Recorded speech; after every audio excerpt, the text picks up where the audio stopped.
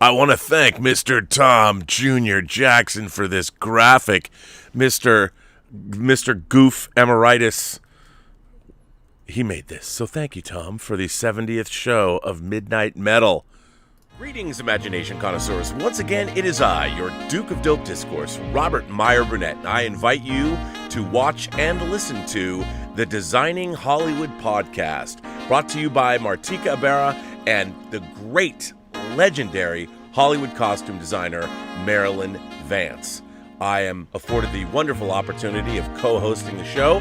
If you are interested in the magic of Hollywood, the design of Hollywood, the clothes of Hollywood, watch the Designing Hollywood podcast, available wherever you get your podcasts from, or find the video version on YouTube. That's right, the Designing Hollywood podcast. I did send it to him. Why would you ever want to miss it, especially if you love the movies? Greetings, imagination. Shalom is now available on all VOD major platforms. I think we messed that up. Video on demand, or as they say in the trade, VOD. VOD. Tango Shalom is now available on all VOD platforms, which means video on demand. Look how you know. You must be a high school graduate. I'm a college graduate. Really? Yes. I got an honorary degree from Hofstra. Did you get an honorary degree? No, I got a degree. Oh, well, I got honorary. You know, I'm in the Jewish Museum. What for? What do you mean? As a famous Jew in the Bronx. I'm in the famous... I'm in the Prospect Park in the Stones. How big is the stone? Hello, and welcome to Midnight Metal.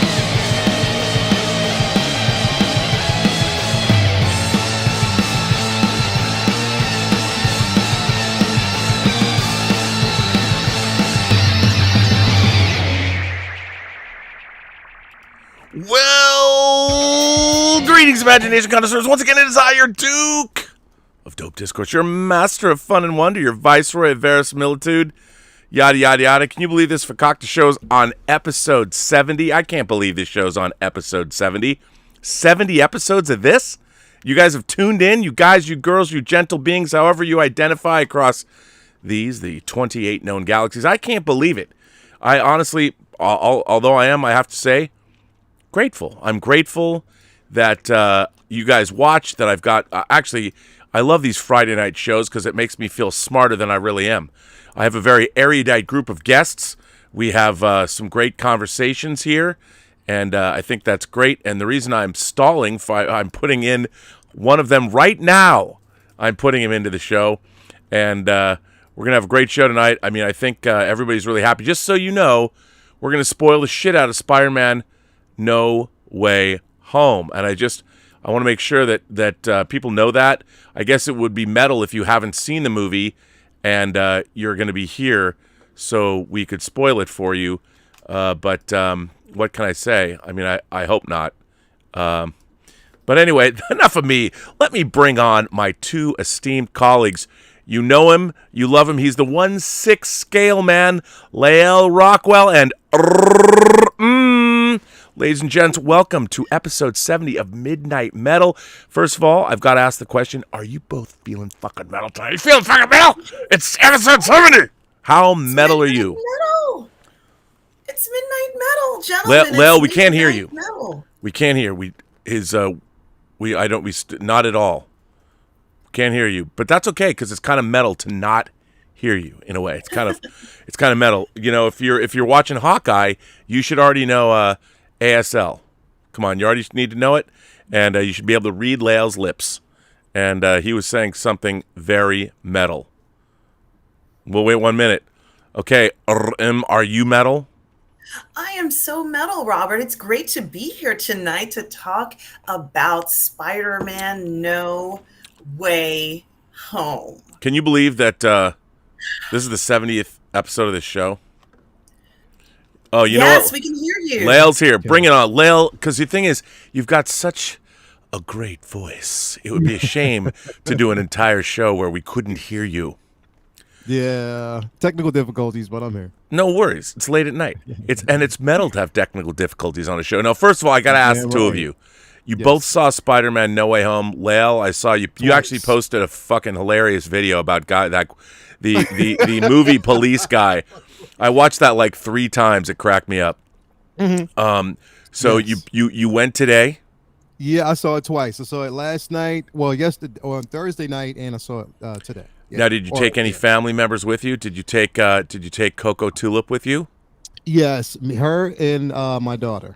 So we both went. We all three of us went. Yeah. It was put it this way. It was 37 of us there last night. We filled up the last 2 rows, like the top 2 rows. So yeah. It was wow. So I got to ask you, what was the audience like? Was it packed? Oh my God.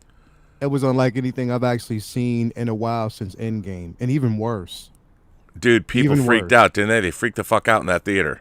Yo, like I thought. I mean, look, with the pandemic still out there, I didn't believe it was going to be as full as it was, but it was packed, like literally packed. I couldn't believe concessions were packed, lines were packed. It was worse today than it was yesterday, like literally.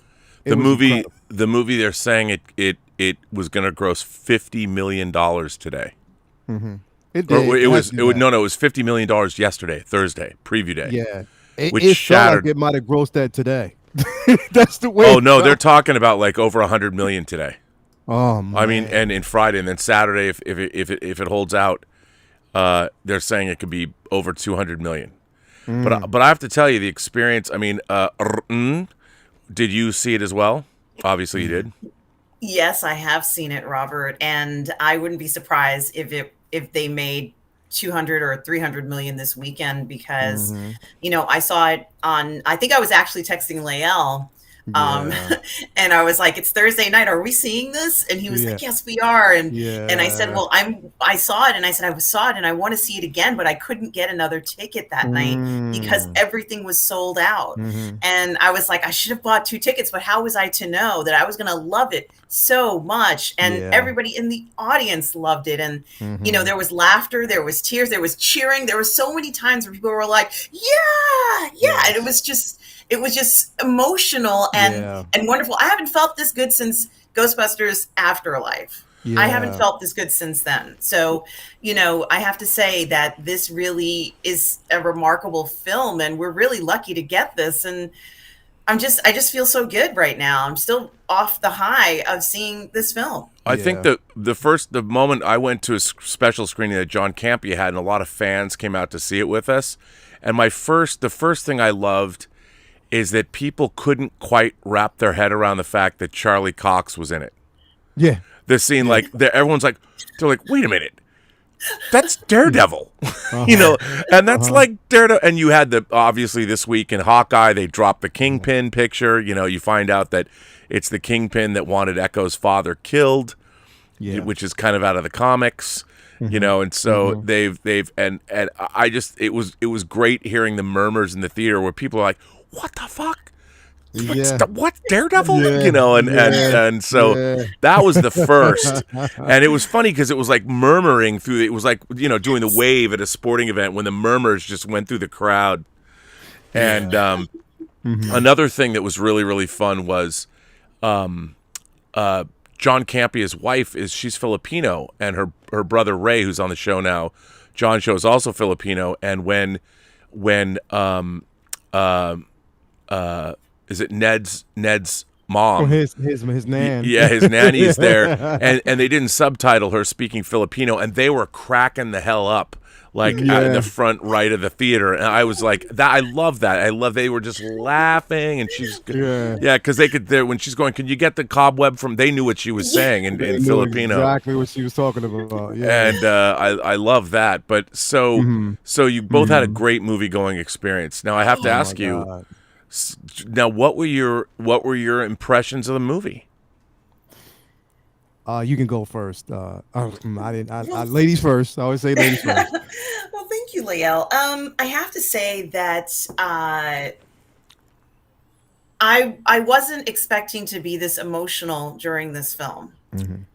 And I always say that a film that makes you that provokes thought and makes you question what's going on is a film that's worthwhile, because if we're just going by pure entertainment value, they did a great job by making everybody fly across the screen correctly, and everything was perfect in that way. But in regards to looking at the inherent nature of Spider-Man and who Spider-Man is, and we needed to see this version of Spider-Man because in some of his previous iterations we didn't see the moral dilemma that Spider-Man would normally be looking at. And the dilemma really is that he wants to do the right thing, and he hasn't been confronted with this yet. And this was the first time that he has this confrontation, at least for me, seeing him in the film. And it was refreshing to see that. And at times I was like, no, you can't do that.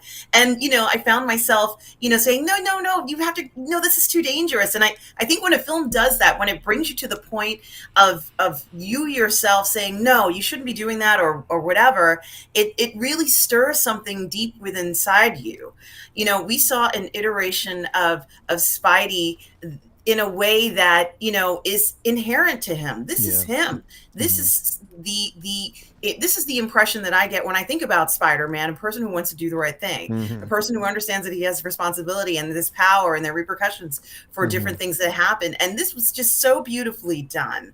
It was just, executed in a way, I think, that reflected so many of the beliefs and core values that we know Spider-Man possesses. And it was refreshing to see that in this film. And we got even so much more on top of that. So, they outdid themselves. They gave us a beautiful story. They gave us the what we expect from Spider-Man, and they gave us so much more. And I'm just thrilled. I think it's such a victory for storytelling in a movie. And I could have never anticipated that this is what would have happened, and the outcome, overall would be this result. But boy, what a beautiful story. It's not as dark ending as I thought it would be. I think it was a mature ending for a mature Spider-Man now who can go on with his life. And boy, what a beautiful example of storytelling and, production value that we got in this. I'm just pleased, and I can't say enough about it. Yeah. First off, I want to actually say shout out to Chris McKenna and Eric Sommers for a well-written story. They, literally, when you talked about it, you said it earlier, on point. Emotionally, I didn't expect to be on this ride. Anytime I'm emotional, I mean, literally, I was on the edge of tears. Literally, ask Toya when basically all three versions of Spider-Man decided to work in unison.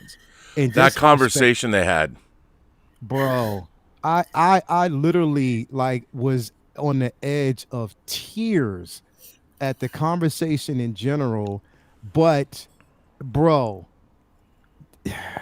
when Andrew Garfield, when his character got the redemption that he needed, bro, I broke. I don't know what it was, dude. I did the same scene. when he when he landed on the ground holding MJ. Yes, dude, I had involuntary tears on my face. Yeah, bro, it was. I couldn't. And you know what, John Watts, knowing that you actually have Fantastic Four in your hands, bro, I know it's safe. I know this film was everything that I wanted it to be and more. It exceeded all my expectations, bro, by far. It was an emotional ride. It was one of those films where, you know what, it beat by beat, beat by beat. There was things to catch, stories to tell, all character. Like I mean, it wasn't. It was like the character interactions were it was incredible. Zendaya was incredible. You know what I mean? Oh my God, like it made. Oh my God, Jacob Batalon as Ned was great too. Jacob was phenomenal, bro. Like the thing is, what they did with him, you know, it was like okay. It is as much as people like probably looked at it like, you know what, that makes it made perfectly good sense that it would be Ned in the end that would actually have in his family like, you know, heritage magic. You know, he was a magical individual, like literally, like just the way it was set up, it was well orchestrated from front to back. And I can't say enough about the ride that we were on. And we're going to get to a point in this story which I mean, I don't want to, you know, I know we're talking spoilers, but Rob, I can honestly say that I cannot wait to actually talk to 200 individuals that we know, just to tell them I was right all along. I was right. And I was right all along. And the reason why I'm saying that is when we get to the discussion about the Strange trailer, I was right all along. And I relish in that. And it's not too often that I can be right, but this is the time that I was right. I'm happy. Here's what okay. Since you brought that up, what if the animated What If? I remember people saying, even John Campea said, you know, it's just so inconsequential. It doesn't matter. Why are they doing this? And I'm like, we're getting dark Doctor Strange. And I'm like, and we're getting, I mean, which means, dude, I want Infinity Ultron. Infinity Ultron. If they bring Infinity Ultron in live action somehow, like if he's in Multiverse of Madness, I mean, he probably isn't, but they're dangling that carrot, you know. I mean, there's all kinds of, because I've got great big love for Infinity Ultron. I'm telling you, if they do something like that, dude, this would be the very first time in a long time that you'll see and hear that a black man has been arrested for being butt-ass naked in the film. Butt-ass naked in the theater. They'll say black man, butt-ass naked, strips down, butt naked, and ran around the theater in a frenzy. Literally, that's going to be me. I'm going to stand outside the door so you don't get shot. I'll make sure to keep the police out. Just let him finish. Let him finish his reverie, officer. Just let him finish. He needs to do this. I'm gonna fly out there if you're gonna be sitting in the theater. I'm gonna be guarding the doors. Come on, man. Yeah, don't go in. Just let him finish. I promise you, no one is hurt. No one's gonna get hurt here, officer. That's great. It's gonna be fine. It's gonna be fine. I'll make sure. Yeah, I'm telling you, I'm telling you, he's not exposing himself to children. It's nothing like that. Let him go. Let's let him go. It's nothing like that. Yeah, bro. I can't say enough. I can't say enough about this film. Like it just crossed off everything that I actually wanted to see in this film, and I was so happy about it. And what they've done is they've done exactly what I've talked about, Rob, what I've wanted them to do, which is turn Peter into a man and let him stand on his own. They have orchestrated that so well now. They have done it in on a huge platform, but they've done it exactly the way they should have. And I'm so happy to see it. Well, what's cool is they didn't negate what came before. You know, like all of those stories actually happened. And the fact that, you know, Peter is left, he's truly an orphan now. You know, truly an orphan. And, you know, Mikey Lito, I don't think I read this today. I didn't see it come in. Mikey Lito sent in a tip that's really interesting, and I wanted to ask your opinion about this. Mikey said, verisimilitude demands that Peter Parker is a man without an identity. Neither Ned nor MJ knew who Peter was. Not just that he wasn't Spider-Man, but no recognition whatsoever. Who does know Peter? Where does he come from? Does he have an identity? Well, here's the thing. I think he does. Like, I think probably because they said no one remembers him, but that doesn't mean that government institutions might not. Like, he probably has his, for instance, records, like government records, like his driver's license probably exist. But no one, people are like, I don't remember doing this. I don't, okay. You know, he's got an ID card, but nobody remembers who he is. So I don't think he was it wasn't that Peter Parker was erased from existence. It's that no one remembers him. Yeah. So if he walks up to somebody, no one remembers him. No one's seen him before. But that doesn't mean he never existed. That he's wiped out of existence. Yeah, he's not wiped out of existence. And I think it's really interesting because so the Avengers probably remembered that they fought with Spider-Man. Yeah, we fought with Spider-Man. Well, do you know his identity? No, we don't. I don't know who Spider-Man is. Zero idea. So that's, and I actually really like that idea. And everyone, you know, it's funny because everyone, I love fans. I've loved fans my whole life. I mean, when I was a Star Trek fan, we would get caught up in these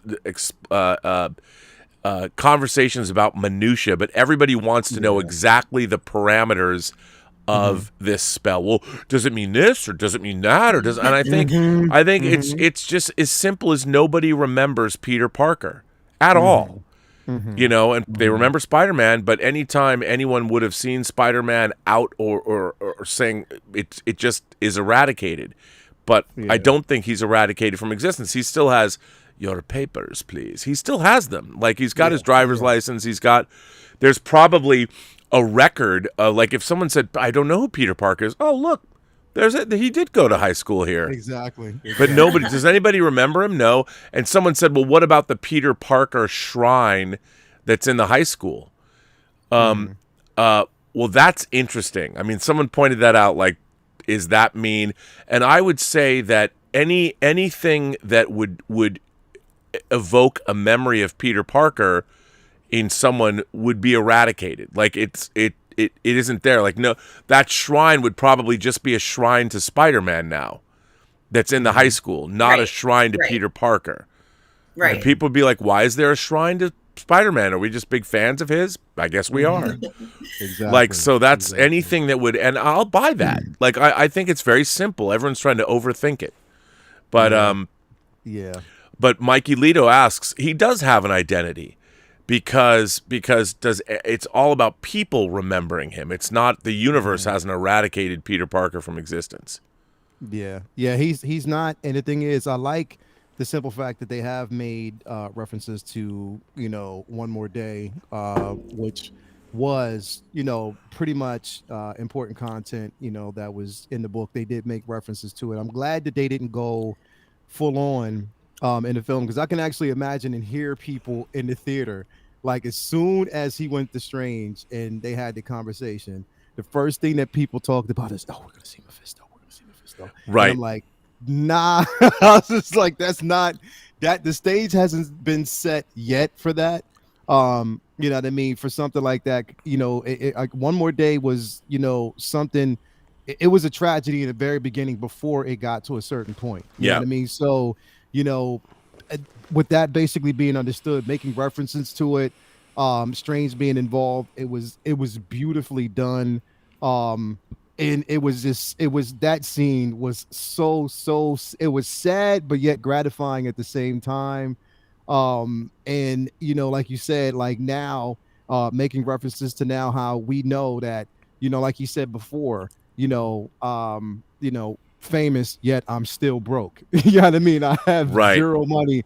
But now we're basically seeing, like, you know, when we think about characters such as Tony Stark, billion-dollar playboy, you know, he wasn't worried about, you know, what was actually going out and who to save at that point. It was all about his money. It was all about basically how corporate wealth, his involvement and stuff like that before everything switched.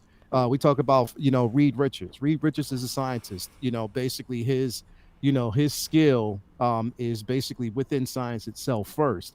But Peter, like, he's cursed with the fact that he has such a huge heart and wants to help everyone. So basically when they had, like, at the end, when we saw him with the phone and a police scanner, Basically it's arcing back to his storyline in the books, and then the money shot, my boy, when we actually saw him on his way out of the window, and we Dude. saw the classic suit that he had weaved together, the classic red and blue. My life was fulfilled at that point. Literally. Well, it's Literally. really, I love the fact that they've spent this time stripping him down, and now they can go anywhere. Yes. You know, they've really, from Yes. a storytelling standpoint, they can take him anywhere. Like somebody in the chat, Steven Sacido, Old School Film and Gaming Reviews, asks, so what happens when someone outside of Earth comes to Earth to ask where Peter is? No one in the multiverse remembers Peter Parker.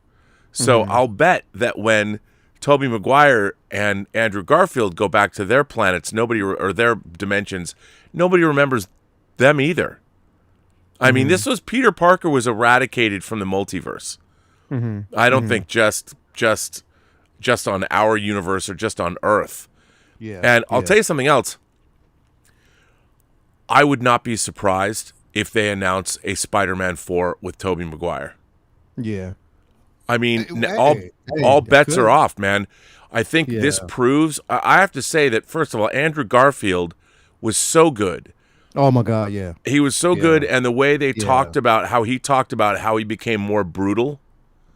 You know, and that was kind of sad. Like after Gwen Stacy died, like it made me want to see a movie about his life after Amazing Spider-Man 2. Like what happens when Spider-Man and Tobey Maguire stops pulling his punches. Yeah. I was like, that was, and you know, it was so, I have to say that my friend Cliff Stevenson, I've known for years, he texted me right before the show started, and he said he works in Hollywood. He's a DVD, a content producer, special features, 4K. He texted me, he said, I can't even believe this movie exists. And I have to say, I agree with him, because the fact that you get all of these villains to come back from these movies, and you get Tobey Maguire, and you get Andrew Garfield, and Willem Dafoe's no slouch, and Alfred Molina. I mean, Alfred Molina is in Raiders of the Lost Ark, for God's sake. I mean, he has a great career, and it's like to see all of these actors come back together. And you know, Jamie Foxx is an Oscar-winning leading man. He did not have to come back, and I mean, he didn't have that much to do, even though I liked what I'm a huge Jamie Foxx fan. I think he's a very charismatic guy. He's a great actor. He's somebody I'd love to meet and party with. But the fact that all these actors came to play, and that I was surprised at I could have spent another hour watching those villains deal with their predicament. You know, I think if anything, I didn't think the movie was perfect, because I thought that the villains I thought there was more to be done with them. And I thought the one person I felt needed more was Aunt May. I didn't think, when the Goblin shows up, he throws pumpkin bombs on that highway. He's killed some people. Those cars explode. People were killed. And they glossed right over that. And she's like, well, maybe you can help him.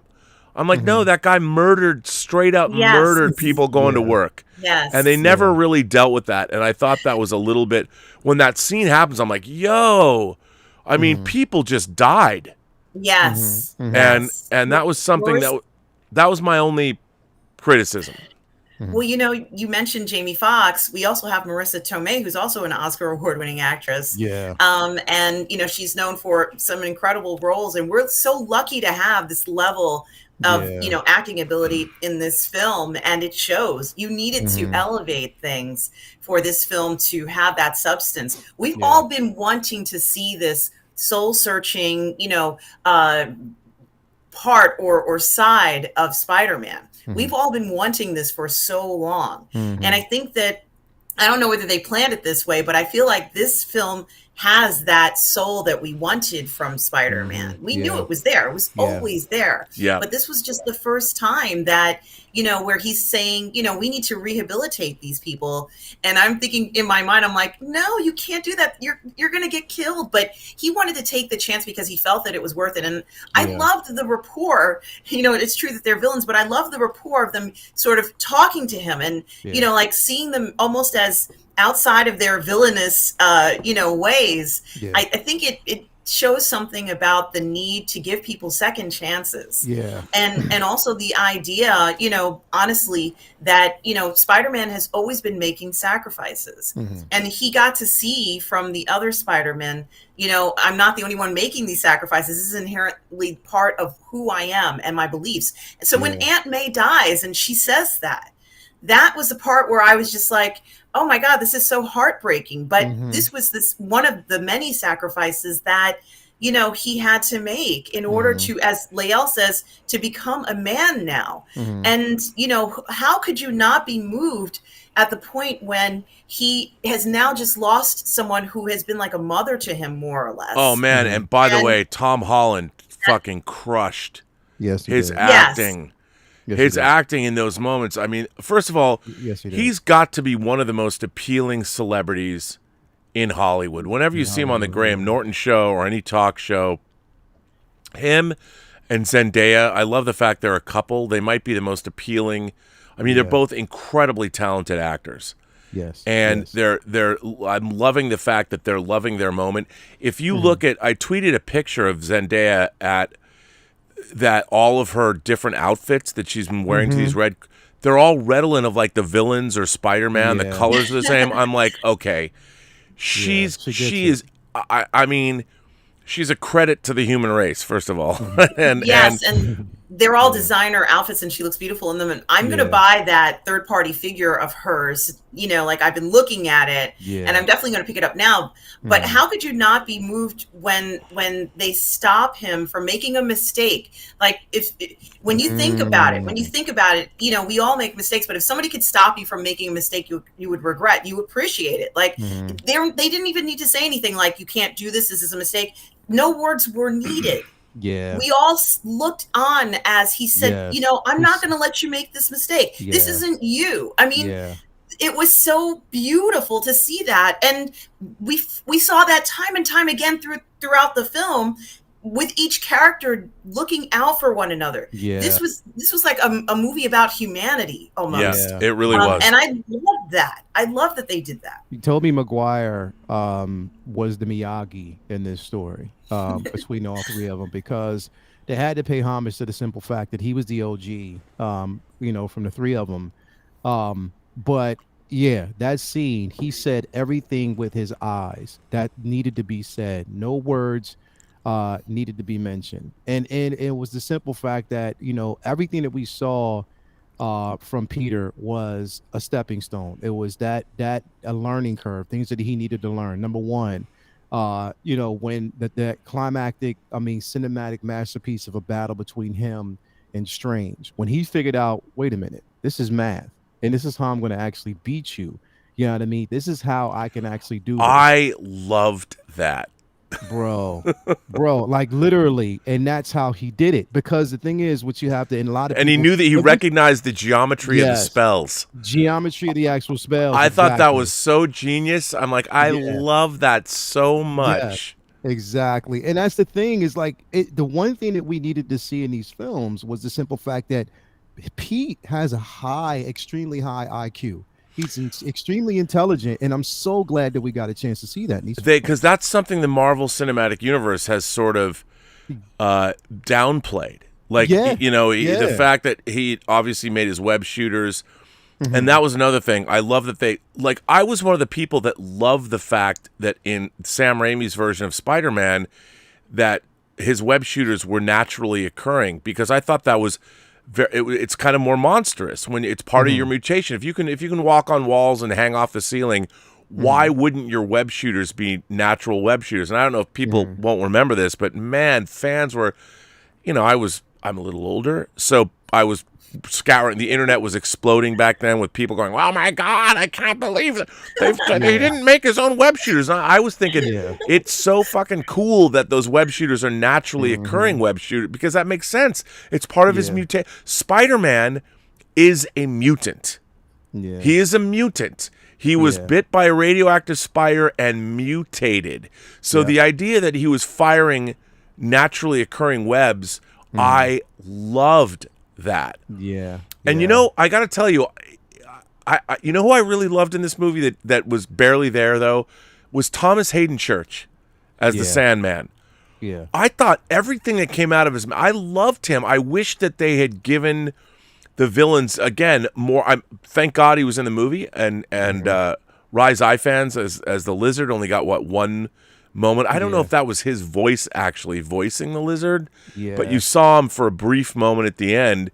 But I mean, the fact that everybody came to play. Can you imagine?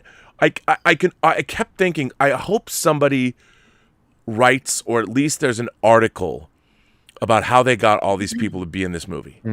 I want to know about how the calls to the agents went, because Tobey Maguire hasn't been doing much lately. Yeah. And I want to know like what his agent did. I would love to see. I wish somebody would like, if I, as a DVD, a former special features producer, not former, I mean, I did it last year.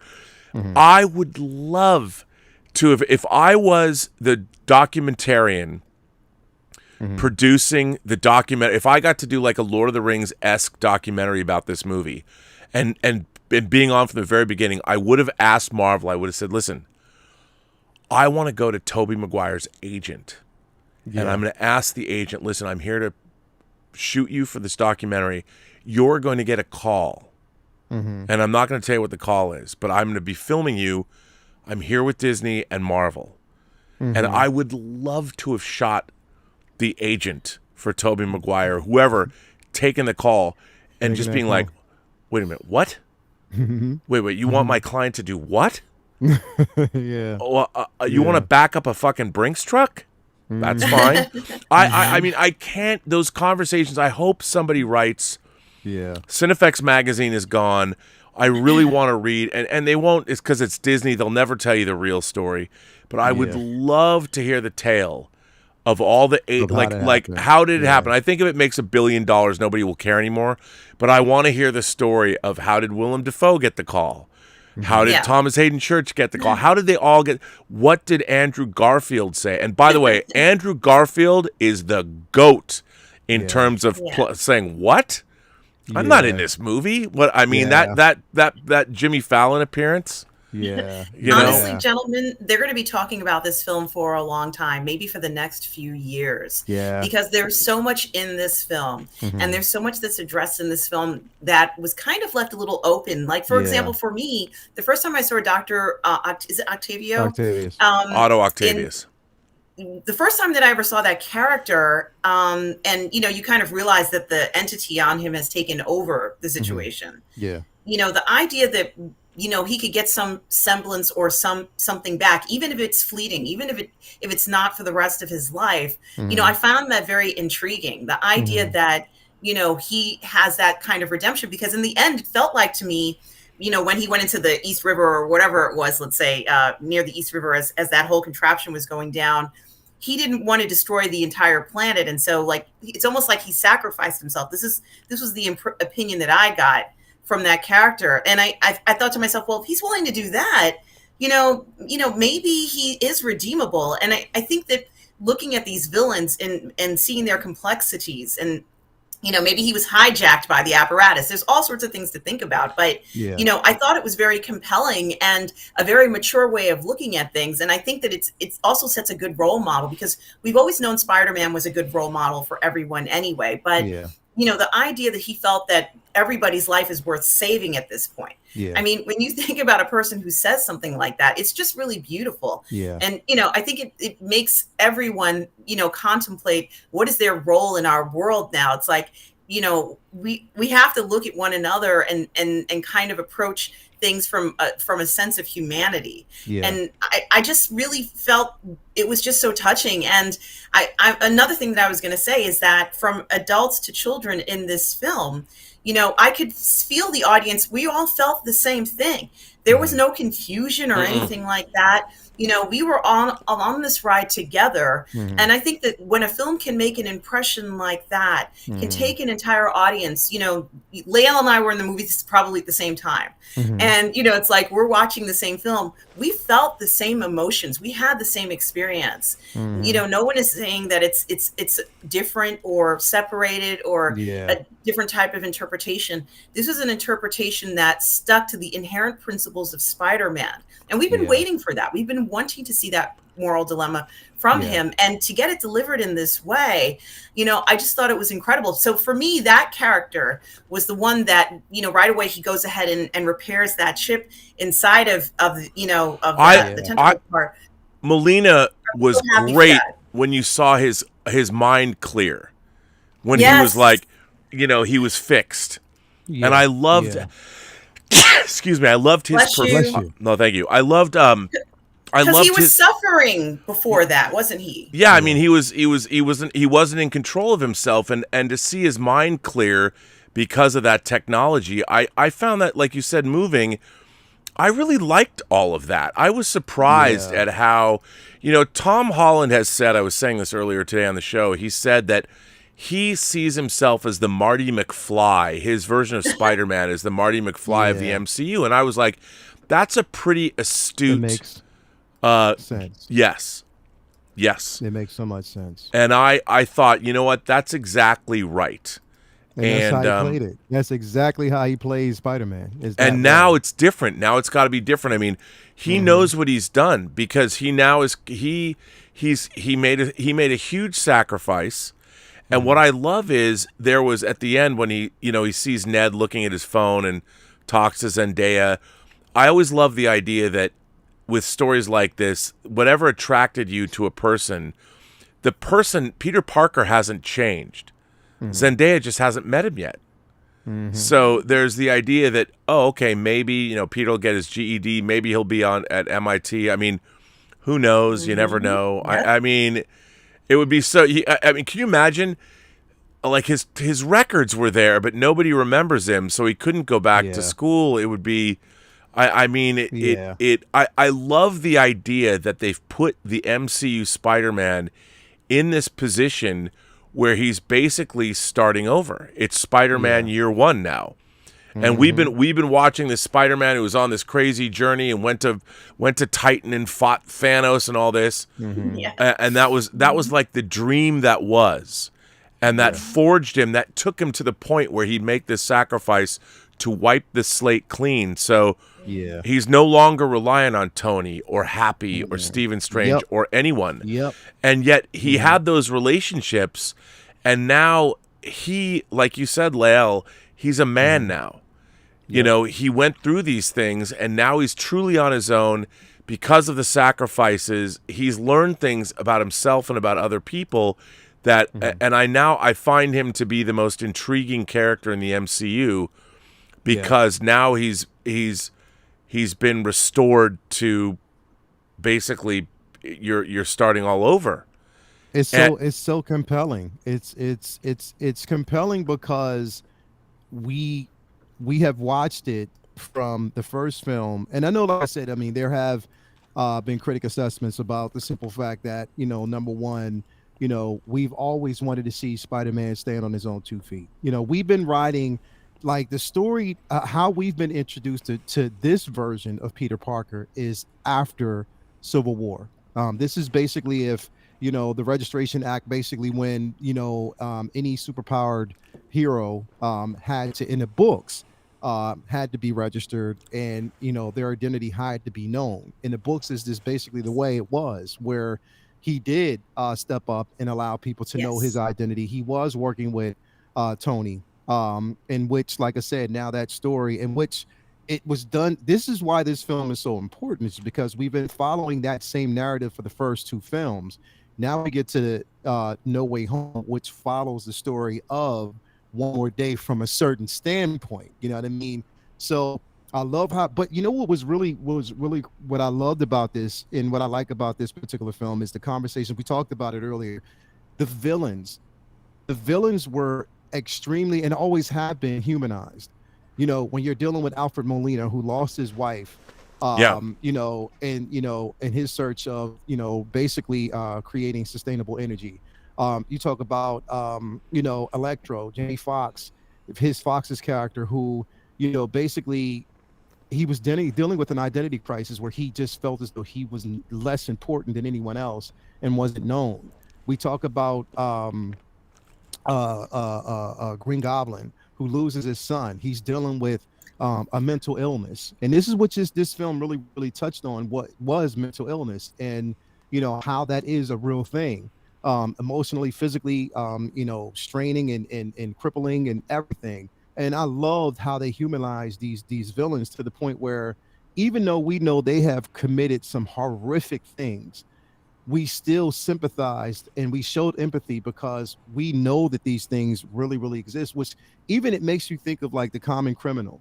What is in the mind of that individual? What they're in their mind, there's something that they think that they're doing right for the better good, but we see it as something horrific.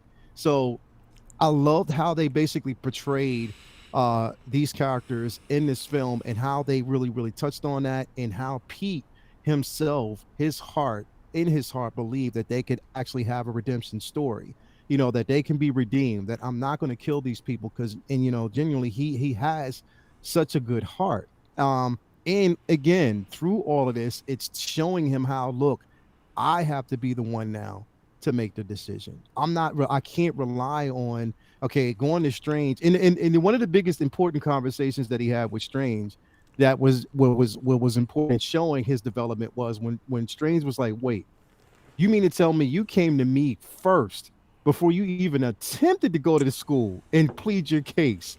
And he was like, wait a minute, I can do that? So it's like he's realizing now as a man, like he can do these things on his own, and he has to. But it's like you have to stop feeling as though you need someone to bail you out. Now you have to genuinely step up to the plate and make these decisions on your own. Yeah. And it's showing how he's actually doing and how he did that. And that was, I mean, just him in general, looking out for his friends. He's so selfless. He looked out for his friends first and everyone, not thinking about himself. You know what I mean? And can I say before, Marissa Tomei, she sold me on that scene, and she gave me the 52 fake out. So if I meet her, I want to be like, you know what? You played me because you made me believe that you were going to survive that scene. Yes. Just to turn around and just give me the 52 fake out, and just like such a pleasant death. And just like it sucked the life out of that audience, bro. Yeah. Like, Dude, literally people sucked the couldn't. life. I mean, and then again, Tom Holland with the facial expression. I mean, it was fantastic. And I, look, when she says, "With great power comes great responsibility." I mean, it's over. And it was. I just wish we got a little bit more of her. I would like to have seen more of her in the film. I mean, that my only criticism of this movie is I would like to have had more of all. And I'm sure they shot more. I'm sure when the inevitable its way eventually, right, Robert? Yeah, they'll have the disc is out. I mean, I just pre-ordered my Eternals 4K Steelbook from Zavvi, and I will be getting this. I mean, and there's a 3D version of this, so maybe I can get the 3D version from Japan or something. I don't know, but it's really interesting because to me, there's been a lot of naysayers about Marvel. Phase 4. Phase 4. A lot of naysayers. This entire Phase 4 has been all about familial bonds. Every movie that we've seen is about family. Yeah. And it's I think because it's leading up to the Fantastic Four, which is the ultimate Marvel family, even though they're not all family. But, I mean, Marvel Phase Fantastic Four, I mean, they've got to end. The Phase 4 will end with Fantastic Four. But, again, this was a film that was all about family bonds, whether they're your actual blood relatives or family you've chosen or whatever. I mean, familial bonds. And that theme has been running through Phase 4 and how, maybe it's not as... Things haven't been as successful as they might have wanted. I mean, the fact that Phase 4 they used their clout to give us Shang-Chi, to give us the Eternals, to take chances on things that characters that people didn't know, and they knew that those chances, they knew they weren't going to pay off the way and that's why Spider-Man No Way Home came out when it did. It was the fourth. It's the fourth Marvel movie we've got in the last 5 months. If you go back to Black Widow and you think about it, or 6 months, and that's pretty incredible. And to see where this wound up, where you come to a major heavy hitter in this universe, and we still don't know the disposition. Are there Avengers Is there an Avengers team anymore? The Avengers they have never mentioned Hawkeye's hanging out in New York. He hasn't called anybody. He didn't go to the Sanctum Sanctorum. He's got this problem to deal with because he doesn't want anyone to know he was a murderer when for 5 years during the blip, he was just out there killing dudes. Yeah. You know, and so he's dealing with that on his own. Doctor Strange is in the Sanctum Sanctorum hanging out with Wong, which is hilarious. By the way, Wong can do no wrong. I love Wong. He might be the MVP of the Marvel Universe. I love him so much. And we still don't know. We do not know where the Avengers are, if there are an Avengers team. Can I give a special shout out to Charlie Cox, please? Bro. Can I give a special shout out to Charlie Cox? Can I give a special shout out to how they basically brought him in? And when Rob, when he and they showed that fucking cane on screen, and when he sat down, you would have thought that we were in a fucking football stadium. The crowd, popcorn was in the air. People were literally going nuts when of course they went nuts for Andrew Garfield and Tobey Well, Maguire. I've been saying, because I knew that was coming, and I said, people, you don't know yet. There's things going on in this movie you don't know. And when he caught that brick, and listen, now how great! First of all, this is why Marvel's great. Those little character bits when he caught the brick. I mean, it's so great because they don't. I love the fact it was like foreshadowing. They don't know who Daredevil is. Exactly. Because Daredevil, they haven't crossed paths, and everyone's like, "Well, why doesn't so and so call the Avengers?" It's not like, you don't call everybody when you don't just you deal with your problems, and Daredevil was dealing with his world problems. Yeah. And by the way, we haven't seen the last of Charlie Cox in the MCU. No, we haven't. I'm not going to say what I know or how I know it. But let's just say I will say this: Matt Murdock is a lawyer. Yeah. There's another lawyer in the Marvel Cinematic Universe that we've yet to meet. That's coming. Yeah. I will say this: we might see those two lawyers in the same room together. That's all I'm saying. Yep. All I'm saying. I will not another- confirm nor deny. Another thing that I noticed in this film was how much the MJ character has evolved. Yeah. And I think initially when she came on the scene, honestly, she was like the typical teenager, and she, some teenagers, kind of like have that attitude, and but we've seen her grow up in this film, tremendously, and the support that she provided to everybody, just shows how, the entire group, they were ready to become adults. I really loved that, and I think that was so important to see, because her character needed to go through that transition. She's no longer a teenager anymore. Now she's a young woman who, can go ahead and make decisions that are very important, and also, in a sense, if needed, sacrifice things as well. So, she's still wearing that necklace. I have a feeling that it still means something to her, and you just never know. Perhaps I don't think she would forget that she loves someone. Would you forget that you love someone? No. Yeah. Like, I think that the love is still there. Yeah. Perhaps. So, that's something to think about. They may forget that his association with the character, but maybe you don't forget about the love you had for someone. And I love this simple fact that when the interaction happened at the end of the film and he walks out, you can see the wheels turning in her head. Like she's feeling something and she's remembering something. Like there's something that's familiar about this person. So the connection has been formed. It's just a simple fact that now it's going back, to scratch. It's just going back to step one of, phase one, when they're basically trying to figure out their chemistry, and her not knowing who he is, which she'll probably end up figuring out again if they do, connect. But I like that they're setting the grounds for that. It's like a fresh restart, with him and Ned, and everything. And Rob, I know you guys had to bug out when you know, they had all three of them in you know in the science lab, and Ned just pops up between Andrew Garfield and Tobey Maguire and has a conversation with Toby, and then he just walks over to the computer. Yo, Ned is a phenomenal character, bro. Like, Oh no, I love his character. no, he's man. great. Like, He's literally. Jacob Batalon's a great actor. He is. He is. I really. By the way, there's a couple of super chats I want to throw at you. Yes. Norwegian Yes. Norwegian Kryptonian says, "Is Spider-Man an MCU movie?"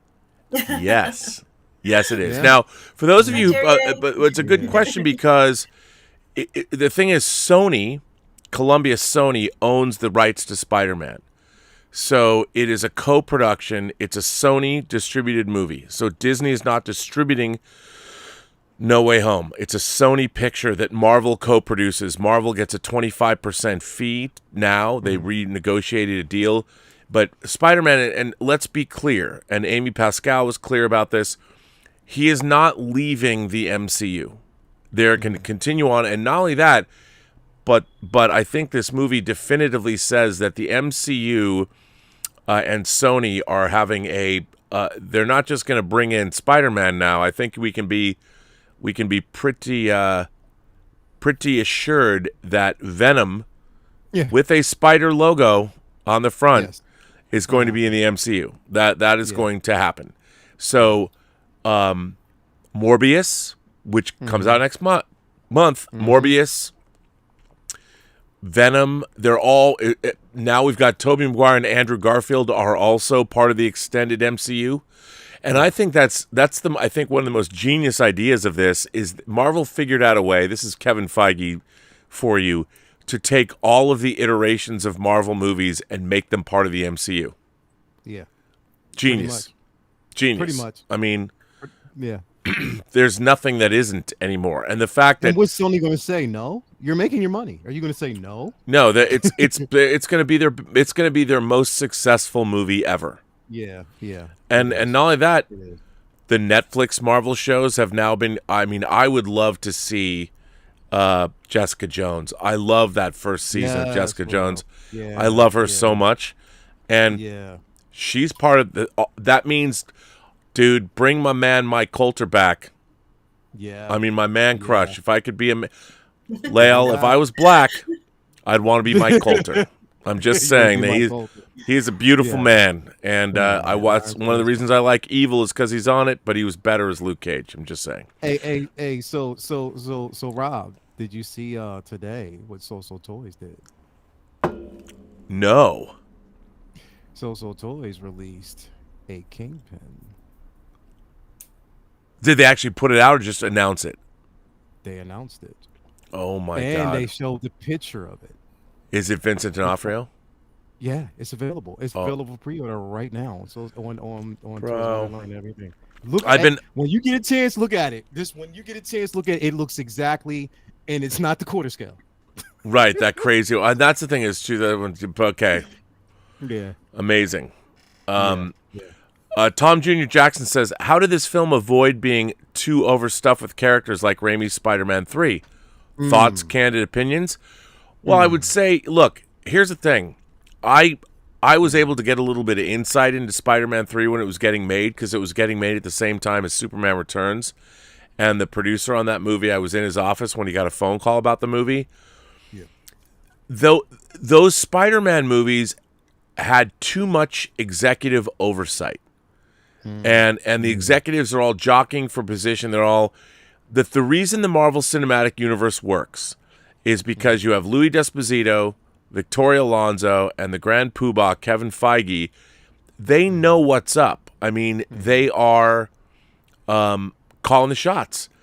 And they don't have to deal with the studio overlords. And they're planning, their thinking is about their universe as a whole. I will say this.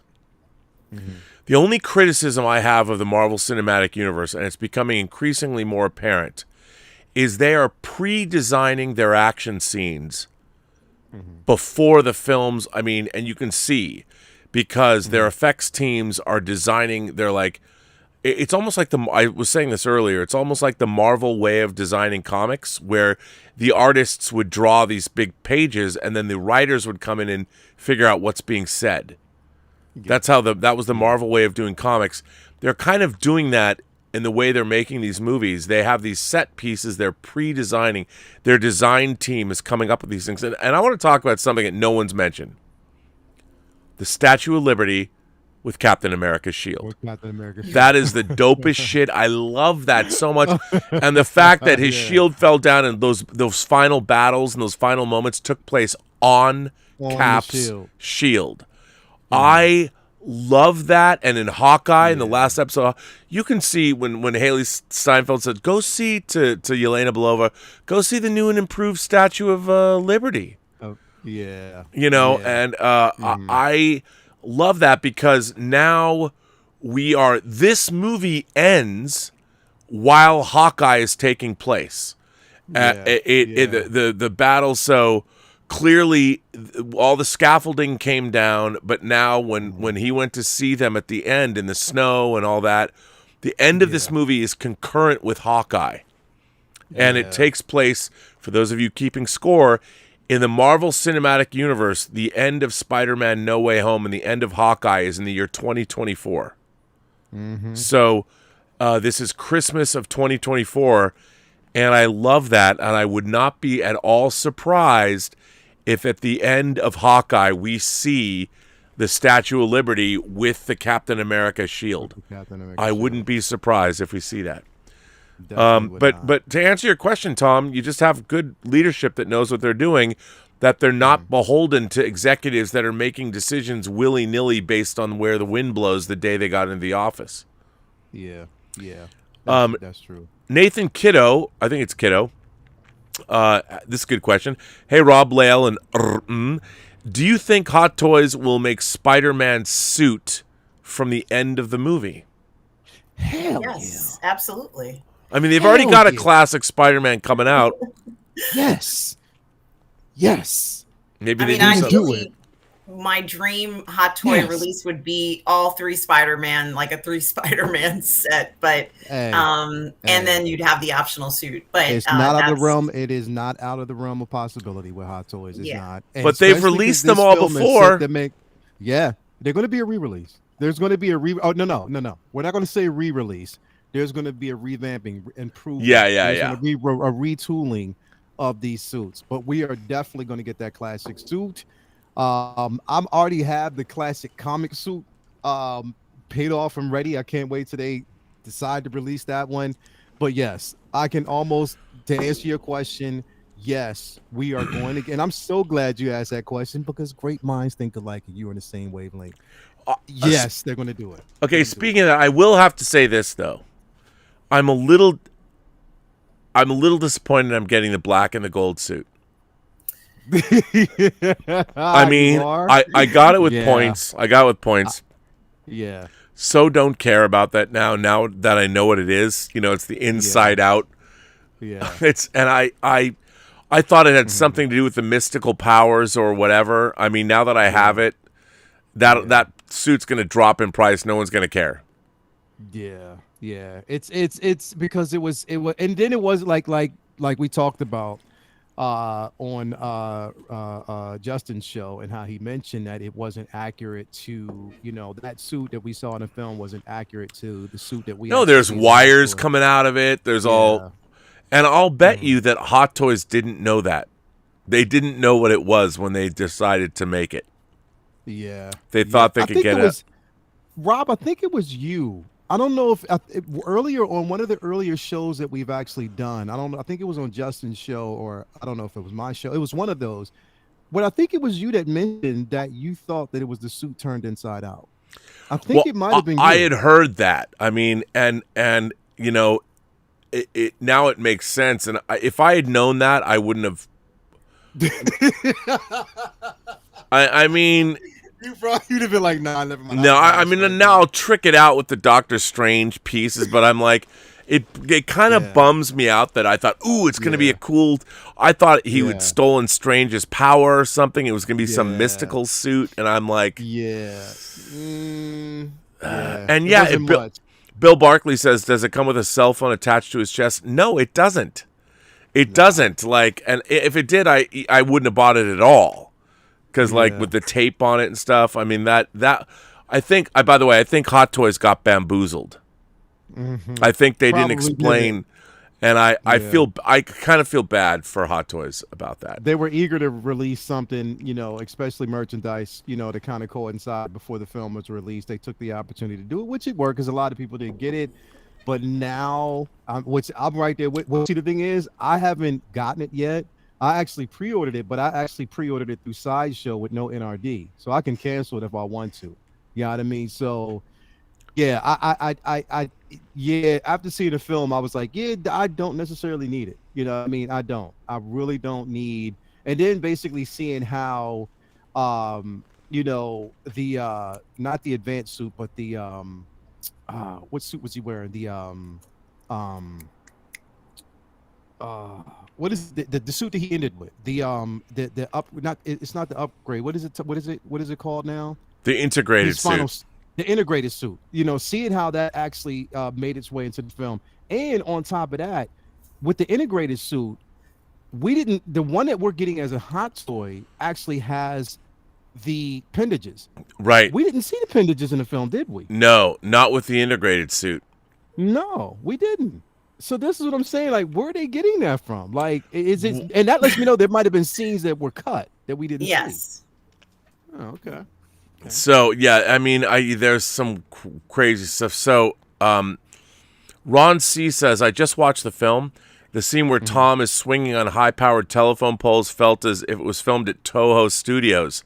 Would you agree it had that Godzilla feel? Ron C, yes. I felt like I was looking at a miniature set with like a CG guy in it, but I love that. You're absolutely right. Maybe it was a miniature set. As far as I'm concerned, we need more miniature Toho stuff. I mean, even the Japanese have moved past Man in Suit, but if you have seen Shin Godzilla, it's amazing. One of my favorite things I think Toho did was in Kill Bill when you see the jetliner over Tokyo, the 747 landing. I loved that. Bert sent in a super chat and says, Spider-Man No Way Home takes place in March. How do I know? March 14th, 3.14 is Pi Day, which is the day when MIT acceptance letters go out. That's interesting because I would say that, hang on a second, March 14th, I don't necessarily, okay, so it would have to be March 14th of 2020, so, but I think it, you know what? I think that's a mistake because they've gone back to school after, because Far From Home takes place in the summer. And it's the summer of 2024. And those letters would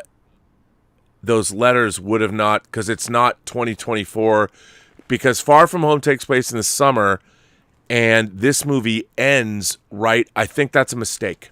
I think that you, Bert, have pointed out, like in the MCU, perhaps MIT acceptance letters don't go out then because unless the blip threw all continuity out the door.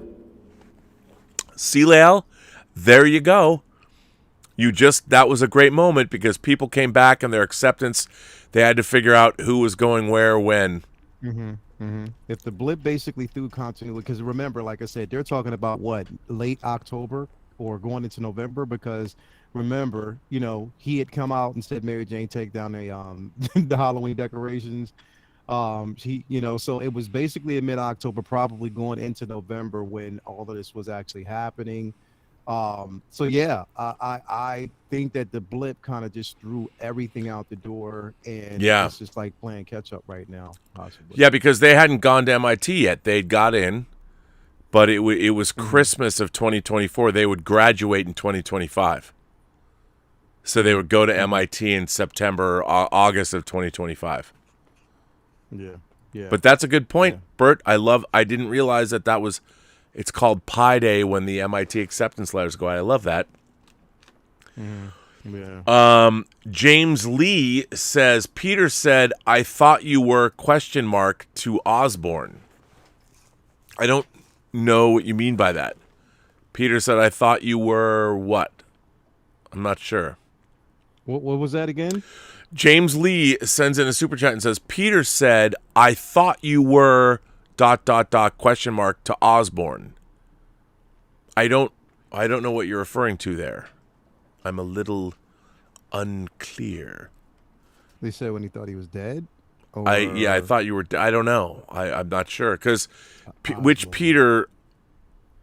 I mean, it's confusing now. Which Peter? I love that. Which Peter? Peter. Yeah. Now let me ask you this, Lael. Do you think that Hot Toys is going to do all the villains?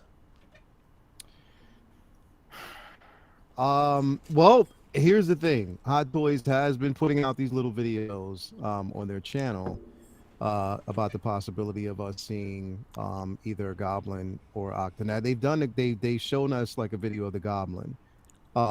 But after seeing this movie, it depends on what version of the Goblin we're going to get, because the suit was only in existence for like all of, I would say, like 30 to 35 seconds. Yeah. Into the film, until we actually saw a totally different rendition and his face was showing and stuff like that. So, I don't know. I really don't know. We might get a Ock. We could. I don't know if we'll get. We probably, and I hate to say it, but we probably won't get an Electro at all. No Hot Toys. So if any of the villains that we would actually get, I mean, it would be easy for them to actually give us a Lizard, considering the simple fact that we already have the Venom mold. So that would be easy, but we don't know if they'll do that. So if I look at any of the villains that we're going to get, it'll probably be either Ock or Green Goblin. So far, that's what I think, to be quite honest. And speaking of villains, when basically the multiverse started cracking and we started seeing those silhouettes, did you pay attention to all the silhouettes? Dude, I was trying. That was one of my favorite parts. I was like, I wanted them to. I want to go pause. I wanted to okay. I mean, when I get that video, I'm gonna be like, okay, because there's hundreds of okay. I think I saw Scorpion. You saw Scorpion, Rhino was there, and we actually also, which was crazy, we actually saw the Arachnoid was in there as well. Okay. So there were so many different ones, and I was trying to actually see it and catch it as quickly as I can, but there was so many iterations there. I was like, yeah, okay. At least I know we're going to get a solid Rhino, which makes me believe that when that opened up, bro, all of them could not have been contained. Some of those actually gotten through. I believe they did. I honestly believe they did.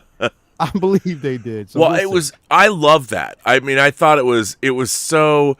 It's very funny because I was expecting them to spend a little bit more time on that, but it was so fleeting. Mm-hmm. I can't wait, because like BuzzFeed or somebody's gonna, when that video comes out, they're gonna have someone's gonna frame cap the whole thing, and they're gonna outline the characters, and they're gonna do a whole story. Look at all the spider villains that were in the thing, and they can, or it's like but I loved that. I loved it. I was like, I love this. Like, there's a Scorpion, and it was so funny because it was too fast, because I was able to, when you're looking at it, it was tough, but I love that they did it. Yeah. It was great. I love that they gave it to us, man. I can't wait to see the pod. And you know what? It was interesting because I felt you when May passed. I did. I was sitting there and I was like, you know what? In my mind, I'm like, she's seeing the same thing that I'm seeing. Me and Toya are sitting there like, I mean, just there were so many moments that got to us. And I think that was one of the biggest moments. But the moment for me that really got to me, number one, is when Garfield was talking about the loss of Gwen. That was his MJ. But when he got his redemption story in it, Andrew Garfield, with this film, I was already a fan of Andrew Garfield. I was a fan of him since like Social Network. When he basically released that film about Facebook. I was a fan of his back then. But even in Tick Tick Boom, I mean, like everything that's actually but this film just took it over the top for me, man. He's brilliant actor. Like he is phenomenal, man. He's really He good. is. He That is. whole But it scene- was just so many emotional beats, man. That whole scene was like, can you climb on the ceiling? He's like, come on. That when he first showed up, it was so good. Yeah. It was, and I was talking about this earlier. What I loved was John Campia's wife, the lovely Anne Campia, who's just delightful in every way, shape, and form. Her and her brother Ray were laughing because they did not subtitle Ned's Nana. Yeah. You know, and they could understand it and they understood, and they're like, I just love that. I don't know why I took such joy from that, but I did, and man, it was so. I love that they were laughing their asses off, and it just made me. Let me ask you a question. Do you think? But I'm gonna ask both of you guys this question. Do you think that whole scene with Andrew Garfield, Tobey Maguire, and Tom Holland, when they were basically on the scaffold by the Statue of Liberty, do you think that was all improv? That whole conversation that they were having about the webbing and how it, all that was in. Oh no, like, no. Going around asking. No, you know, I don't think it was improv. You mean was what? So good. It was the way it would flow was like a natural conversation. Well, I think have they chemistry together. That's undeniable. Yeah, I mean, I think that they probably had a script, but look, a good director when those three guys got together, they've all had a singular experience playing this character, and I think you would want them if I was directing that scene. I would do the script the way it was done, and then I would say to these guys, I'd be like, you know what, guys, you've been playing these characters, you know what it would be like the three of you, if you went to a bar and talked about the experience of being Spider-Man. But imagine doing that if you were in character. Let's try that version of the scene. Yeah. And let them go. So I wouldn't be surprised if it was a hybrid version, or it was so. I think there might have been some improv there. I can see why you'd say that, and I think in that, here's the thing. That was an opportunity that any director relishes when you have these actors that have all had a real life experience. As a matter of fact, I don't think it's ever happened in cinema history, where you've had three actors playing the same iteration of a character over 20 years when they've had Andrew Garfield was following up Tobey Maguire and wasn't as well liked. His films are, I really like The Amazing Spider-Man, the first one. I hated the second one. And people hated Spider-Man 3, even though it made money.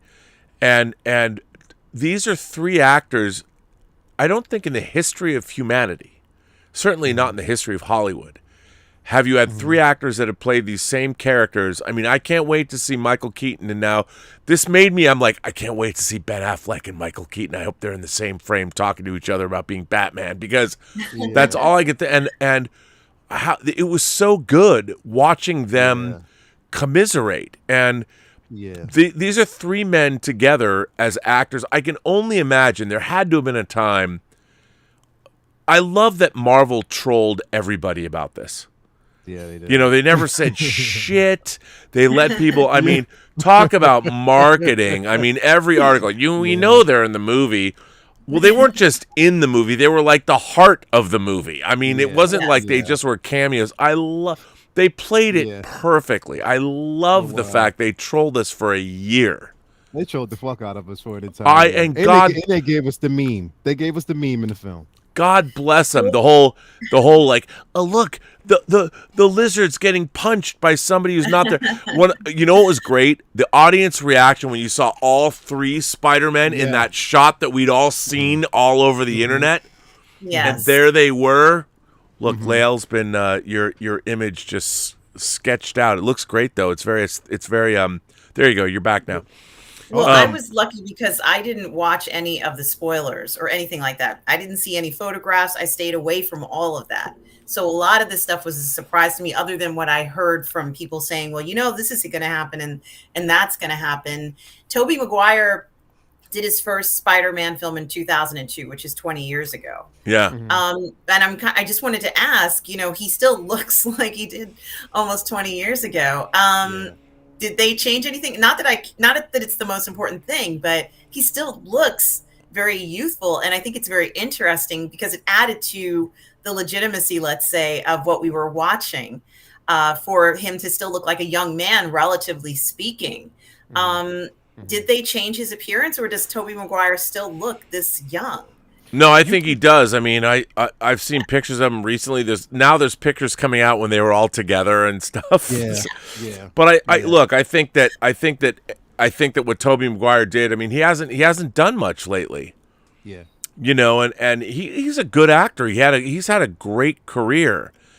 And I'm sure he used this as a way as a resurgence because, you know, people say he was the sort of the sadist character in Molly's Game, that he was the character that was unnamed or whatever, and he was the Topher Grace character in Ocean's 11, staking those high. But you know, if you knew you were in Spider-Man, I'm sure he'd use it as an opportunity to get in the best shape he could. Yeah. Those Marvel actors, they got the nutrition, they do the workout regimens, and I'm sure I thought he looked great. I mean, it was they all looked. Yeah. And Andrew Garfield all three of the young men looked fantastic. I really loved seeing the three of them together. Oh, so for me, it was like it was mouth-watering to me. So I don't dislike any of them. you can see that they basically made him. They definitely made him, like I said, the Miyagi of the group. I keep saying that because he was so calm. He was really reserved, but he was in his way. It was like a centerpiece for him. But he's the one who, like you said, with just the look, just his expression, calmed and had to calm Tom Holland's character down. I mean, literally, we saw a rage from Tom Holland's character we hadn't seen before, and I would actually almost say in any of the Spider-Man versions. Dude, when he was beating the shit out of Norman Osborn, beat the shit out of him, bro. He was beating the hell out of him. He was gonna kill him. Yeah. And the thing is, it's like when we were in the theater, they were talking about, like, it was a friend of mine. He was like, "Yo, come on, man. As much as hard as he was hitting him, there should have been more bruises." Whatever. I'm just like, well, you got to understand. He didn't get the serum. The Goblin didn't actually get the serum. Harry, he didn't act. I mean, he didn't get the actual serum until after the beating. Right. You know what I mean? Right. So he was still souped up. Like, he was still basically almost damn near immortal at that point. But he beat the hell out of him. I thought when I saw that was one of the most brutal things in any MCU movie. Yeah. And it needed to be. And the fact that they allowed that scene to go the way it went, and that Tobey Maguire stepped in, again, that whole end was the emotional beats in there. And you know what's really funny? It's so funny, like, to try and explain to people, like, that are outside of this. Like, if I were to explain to my mom, she'd be like, "Well, Rob, I mean, it's just a bunch of spider people. Like, why are you so emotional? Why do you call, like, what's going on? I mean, I don't understand." And I'm like, "Mom, you don't understand the baggage." First of all, can we talk about the end credits? Yeah. Yes. The end credits was with, like, the Electric Company Spider-Man, the drawn Spider. It was so. Yeah. What people don't. I love the people, the intelligentsia, or the critical community that is outside of this. Like, all the people that are like, well, comic book movies are spelling, they're the death of cinema.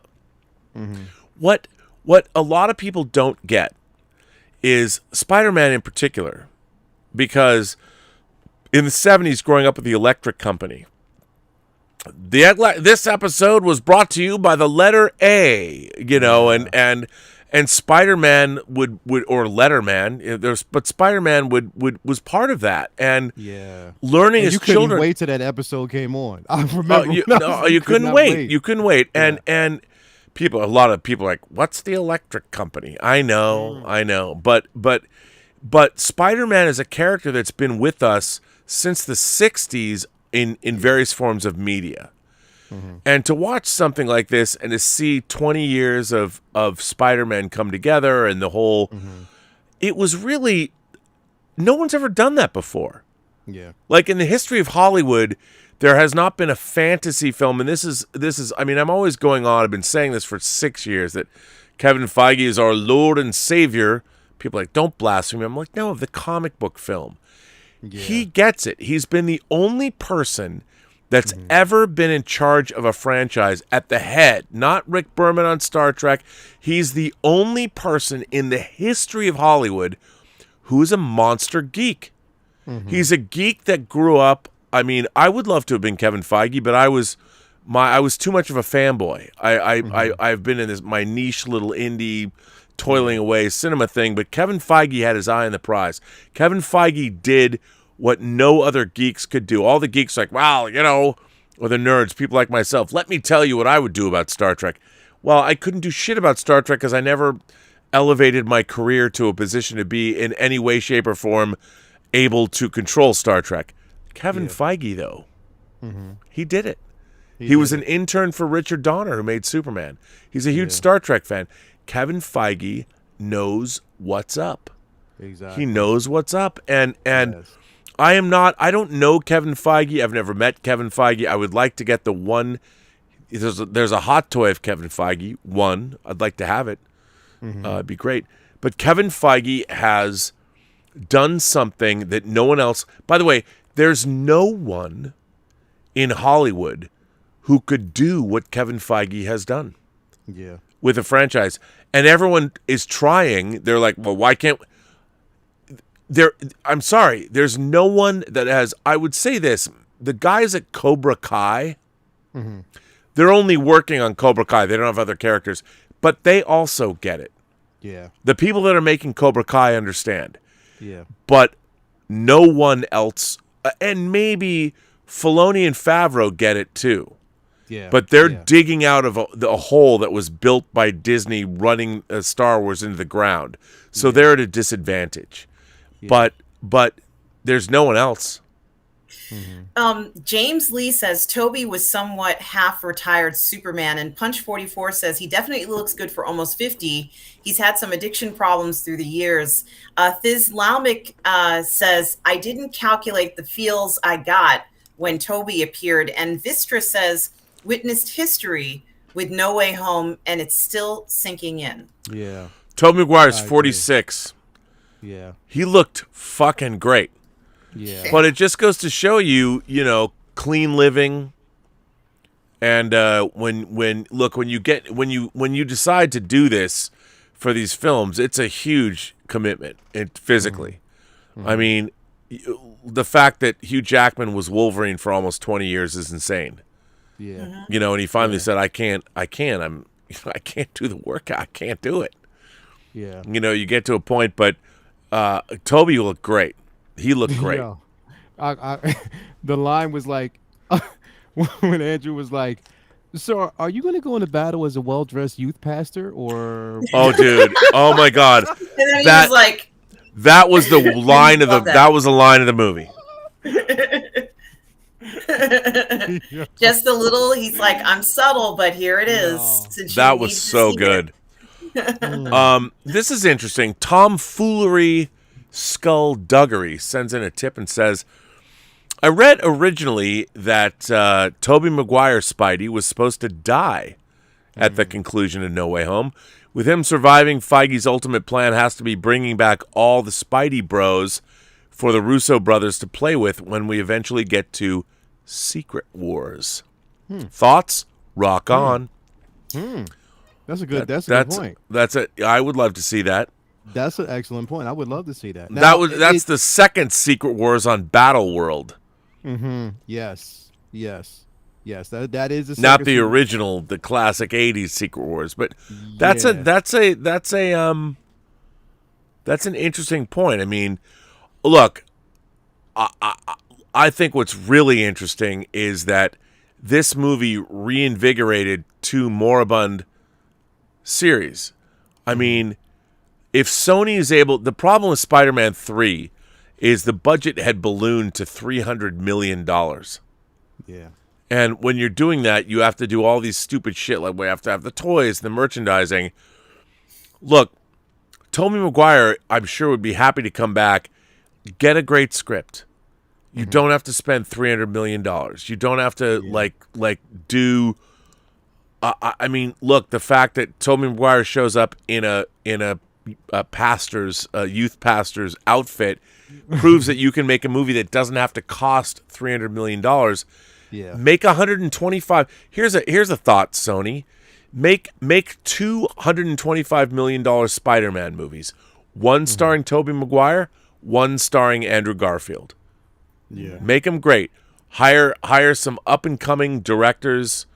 You know, you want to show diversity, get somebody, get some people of color to come up with a Spider-Man story, and then you do a third live-action Miles Morales movie, because that's coming. It's coming. I definitely want to see more of the Spider-Man, the actual men who play Spider-Man.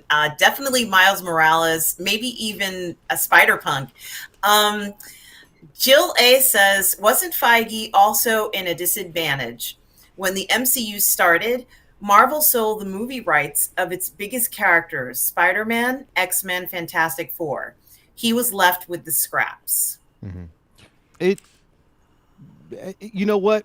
I think, but you know what, to be quite honest, I think that was a happy accident in a sense, because it allowed him to, because put it this way, I think that if they had every IP under one wheelhouse at that point, you know what I mean? We wouldn't have got such films as Guardians of the Galaxy. We wouldn't have got like so many different other films, because they would have focused more on the central characters rather than other characters who, pretty much none of us really knew about, what grew to love. So I think it was a happy accident, and it showed that Kevin Feige has an understanding as to how things work and how to weave things together, make the proper decisions. And basically he did what he could with what he had. And now that they have everything back, or pretty much almost everything back, we're still waiting on Sony, and we're waiting on Universal. I don't know. I think that Universal deal is, I don't know. I guess we got both the Hulk and Namor back. I'm not sure, but it is, pretty much, it shows that he's taken what he had, made the best of it until he had an opportunity to make something bigger. So I think that was a happy accident that all the IPs were actually split and divided, to different companies.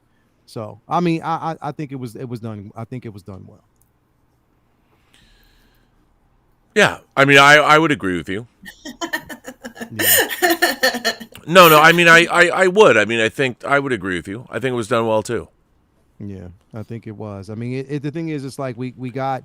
I mean, granted, the world was, they're still kind of looming from the shock and awe of, and divisiveness, yeah, but they're still dealing with, what we've come off of from the Eternals, and still trying to really understand that. And I think that once Eternals is released, there's going to be a lot more explained. And like once it's released, and people get physical media, once we see it on Disney Plus, it's going to be explained in a way that possibly it'll probably be more understandable for people. But I mean, now we're hitting that phase, like fast forwarding, we're hitting that phase with Spider-Man. We've come off of Shang-Chi. I think now it's just endless. And on top of that, I like where we're going right now, where we're not relying too much more on the success of Infinity War and Endgame, that we're putting a lot of those characters, trying to put those characters behind us, and move on to something big, and introduce these newer characters. And like I said, John Watts and you, I trust when it comes to Fantastic Four. I cannot wait. I can't wait. Now, Robert, do we have some more super chats? Oh yes, we do. We have lots actually. RRTNZ says, "Hail Rob, Lael, and loved it despite plot issues. It was great fun. The explosions of collective joy from the audience in my cinema were profound." Yeah. I agree. I mean, that was one fun audience. It was, the audience participation was amazing. It was so good. Yeah. So good. Just a Brown Girl. Hello, Michelle. Spider-Man No Way Home was epic. with 3 real criticisms. Where is Pepper Potts? She guards Tony's tech. Doctor Strange will return at the end of a Spider-Man movie? That's not cool. A trailer is not a post-credit scene. It felt like a cheat. Well, they've done that before. There's been vague trailers before at the end of some of the Marvel films. I don't think it felt like a cheat only because, I mean, that is the next Marvel movie. Morbius is the next Marvel film we're going to see, but that's Sony. But I do think that the fact that the multiverse, Doctor Strange says in the movie, we don't understand the multiverse, and he's just contained a gigantic multiverse rip. Yeah. And I'm sure it isn't. It didn't fix itself. It didn't knit. Reality didn't re-knit itself the way he might have wanted. So he's probably going to see Wanda. I thought it was good that they did that because look at how excited we are, Lael.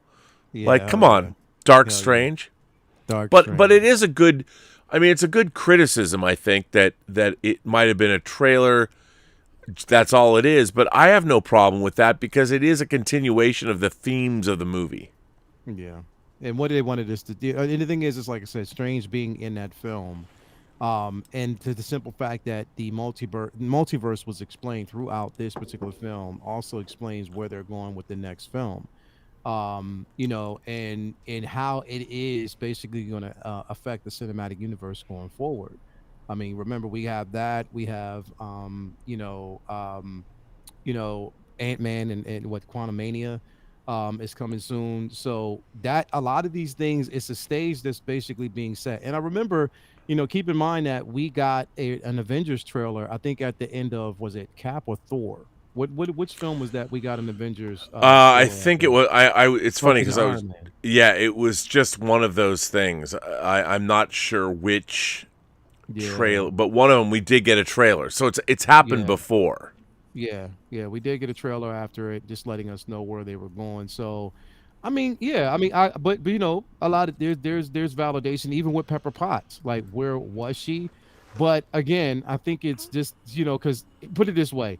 Happy is a part of that sequence, and I guess they wanted to tie in a simple fact that Happy, we've seen him more in, the films with Spider-Man outside of Iron Man, so that was that connective tissue there. Well, remember too, Pepper Potts was with Tony after the blip, so for 5 years, I mean, one of the things they haven't dealt with is, I mean, high school goes on, kids grow up. Yeah. We don't know who the Avengers are at all. Exactly. We know Happy, but I would imagine, I mean, the Avengers for 5 years, they were keeping it together. We know that Black Widow and Steve Rogers and War Machine, Rhodey, they were the Dora Milaje, they were trying to keep the world together. Yeah. But then the final battle, when they brought everybody back, I don't think there is no Avengers anymore because it was Tony Stark paying for it all, and they haven't said. I mean, I think that they really have not dealt with the disposition of the Avengers, and I think the first time they will be with Thor, Love and Thunder. I think they're going to have to, because we're the next movie is Multiverse of Madness. And Doctor Strange, he wasn't an Avenger. Yeah. In the Marvel Cinematic Universe. So you've got Tony's gone. Black Widow's gone. Cap is gone. Yeah. I mean, so is there even... I think the next Avengers movie is going to be about who are the Avengers. Yeah. There's no base. Their base was destroyed. They sold the building in New York, and their base was destroyed fighting Thanos. So and I love the fact that no one, Hawkeye, they've shown us the Battle of New York, but they've never asked Hawkeye, well, what about the Avengers? Where are they? So I like that they've done that. That's interesting. Tom Jr. Jackson says William Dafoe said he would only return if he could still do his own stunts, like in the original film. He was badass, man. Yeah, I mean, the acting, the facial expressions. I mean, he's one of our great actors. Yeah. I just want to point out right now that Willem Dafoe is also the villain in the great 1985 crime thriller To Live and Die in L.A. that's going to be released in 4K by Kino Lorber sometime in 2022. Yes. Just And thought he I'd was point that out. Yeah, he was also in what was that film came out in the 80s about Vietnam? Platoon. Platoon. Yeah, Platoon. he was in that as well. Yeah. Platoon. Yes. I mean, he's one of our great actors. He was also, by the way, in Catherine Bigelow, who directed The Hurt Locker and the first woman to win an Oscar. He was in her first movie. And if you want to see a really interesting film from the 80s, it's a movie called The Loveless. And it's a biker movie where he plays a biker. And he was also in another favorite of mine that he was in is a movie called is it called The Shadow of the Vampire? Yep. Oh, yeah. He played Max Schreck. Yep. Yeah. So good. Yeah, he's like a treasure. He's like So a good. treasure. Yeah, like definitely. So I don't think that, like Just a Brown Girl, I don't think that, I mean, the thing is that they don't know where Peter, he's not under contract anymore. So it's not about, he'll come back. Tom Holland will be part of the Marvel Cinematic Universe, but he's, as far as right now, they don't know what they're going to do. He's no longer under contract. He is free and clear to navigate. And I'm sure his people, his lawyer, his manager, his agent, they're sitting up, looking up at the box office returns, and they're like, oh, well, Tom, your quote just went up Yep. $100 million to come back as Spider-Man. And you know what? They'll have to pay. They'll have to pay. Yes, that money. it's time to pay. renegotiate. Gots to get paid, G. Gots to get paid. Gotta And you get know paid. what? Good for him. I mean, you know, he came on board. I mean, think about it. He was in Civil War. Yep. He was in Infinity War. He came back in Endgame. So this was his 6th outing as Spider-Man in the MCU. That's pretty great. Pretty great as a character, and then on top of that, to do it well. He's done it so well, and he's coming to his own. And it's showing a direction that they basically can take with this character. And basically, like they have time to do it because, like I said, he ages backwards. He's aging so slow. So it's like, yeah, I think you know, if we're proper planning, and we'll see him again. We're definitely going to see him again. I think. Oh, you no. know what? To be quite honest, I honestly believe they probably already negotiated everything. We just don't know it yet. To be quite honest. Well, I'll tell you, I don't know about that because he was talking about how, you know, when you're an actor and you have a contract, there's behavior you cannot engage in. And he was talking about how he went snowboarding in Montana. Yeah. And he cut his face open. He was bleeding and sent a picture to Zendaya. If he was, I would imagine that I'll bet you that he isn't yet under contract. But tomorrow morning, the amount of money, or Monday morning, Could be different. they're going to figure out, and they're going to lock him in again. They're going to lock him in because whatever's going on with the Marvel Cinematic Universe, I mean, if you think about it, we know we have, the future is we've got Multiverse of Madness, we've got Thor Love and Thunder, we've got Quantum Mania, Yeah. what else? Oh, we got Marvels, the Captain Marvels movie. So there's 4 films. And then after that, we've got Blade.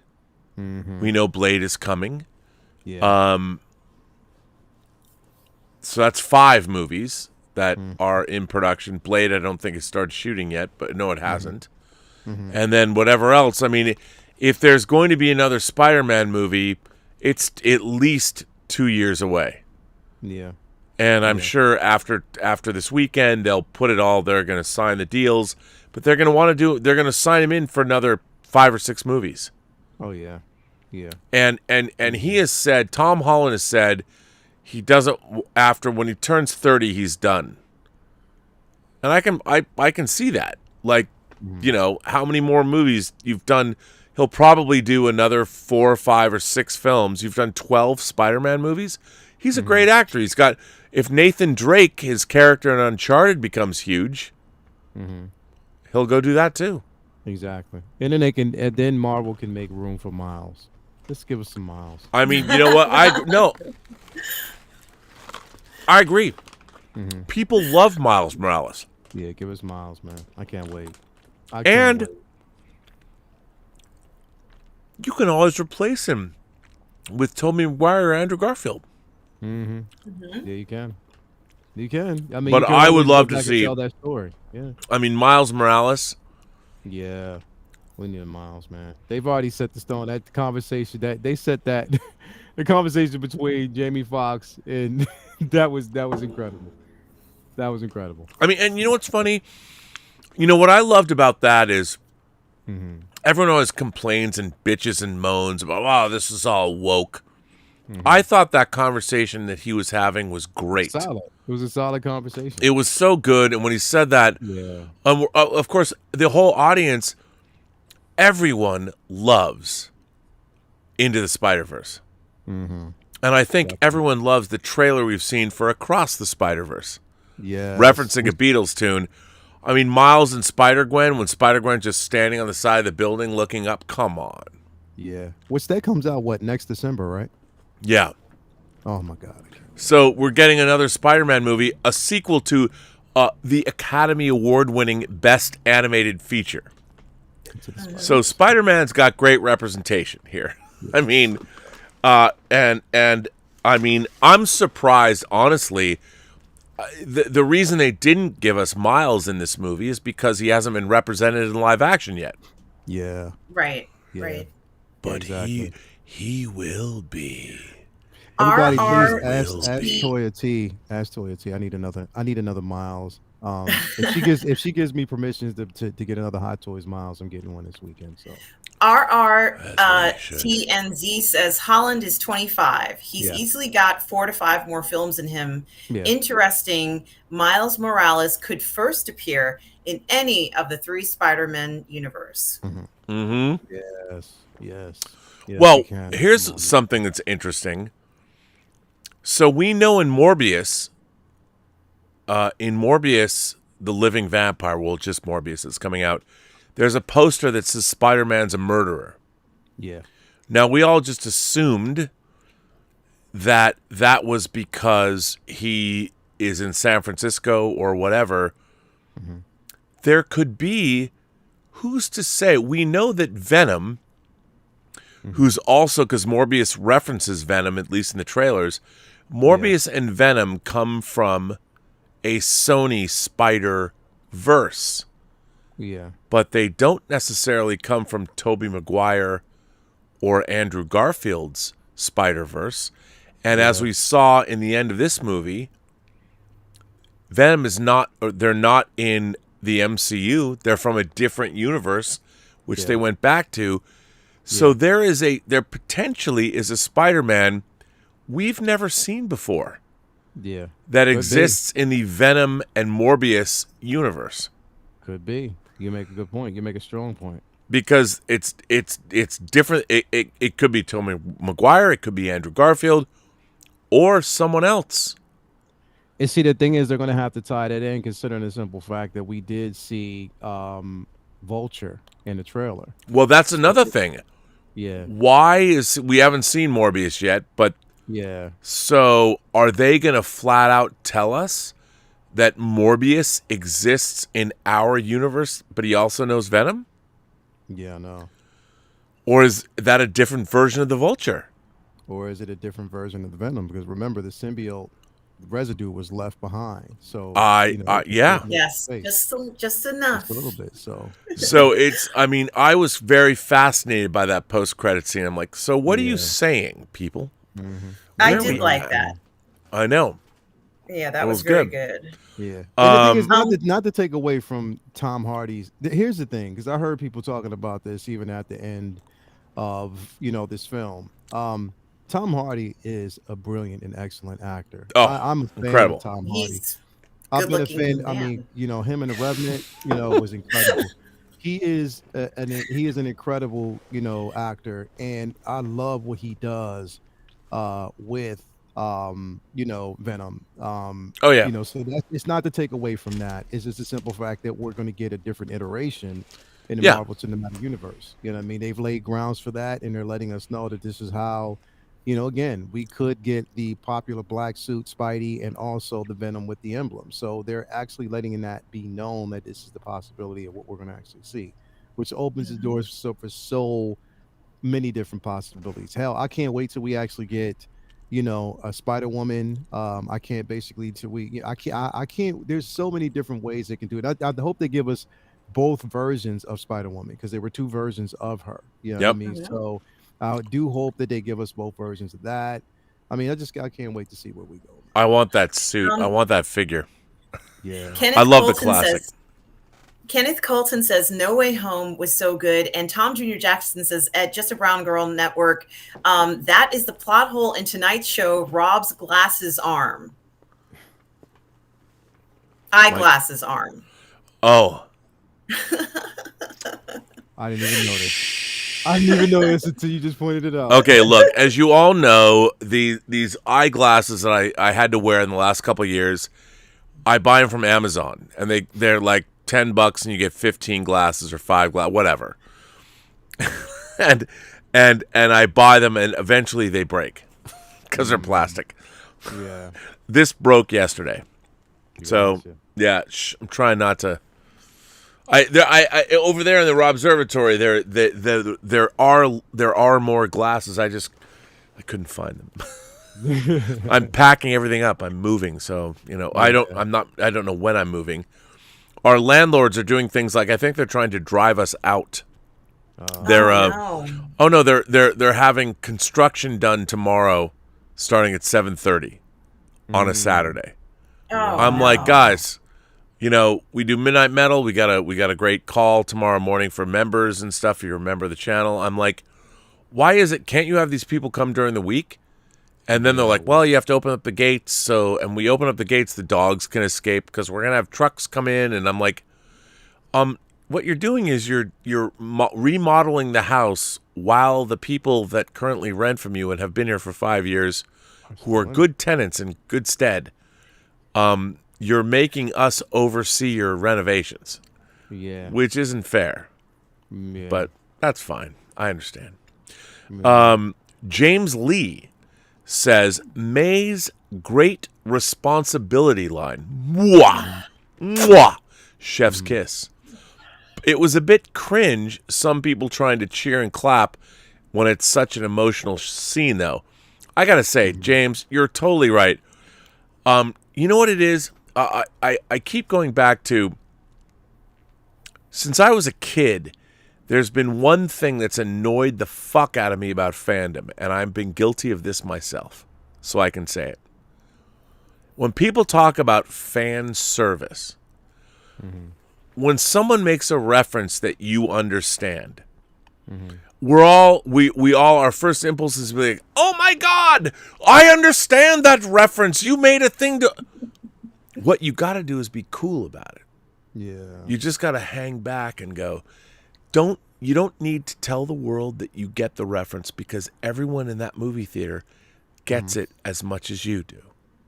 So when you come out and go, it's got some great response to what Uncle Ben said. Yeah. We all get it. We're all there. I have a question for both of you in response to some of the things. Of course, we've heard a lot of with great power comes great responsibility and comments like that. And what my question is, what was great about this movie is that we heard those lines. We knew we were going to hear something like this. But why in this particular film did those particular lines not sound cliche? I think it's basically how it was delivered and the emotion behind it. Yeah. It It was earned. It was basically earned, and and you see right there, Rob, what you basically said, it was earned. This was Peter's time to know, to hear that at this particular moment. And you notice that every time that that actual statement comes, it's in a moment of either death or near death, when you know that he's coming to the realization that, yes, I do have a responsibility.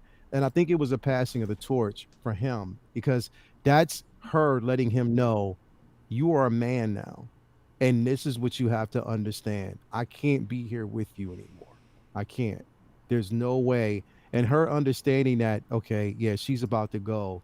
She has to say it. You know what I mean? She has to say it. He has to know it. He has to understand He hasn't gone that through it now, yet. yeah, now you are, and you have to be responsible for every action that you make. And at the same time, every action, everything that you do is going to affect someone that you love. So now you have to be responsible. And now that I'm leaving, this is the time that you need to know.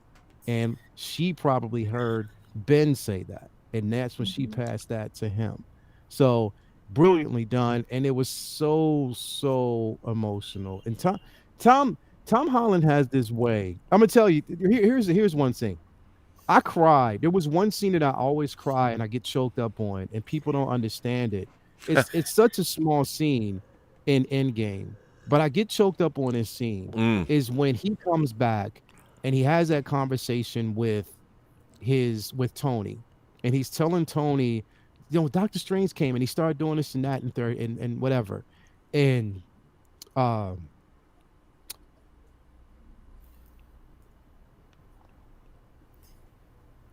it's the moment that I think what resonates with me is the simple fact that my dad died.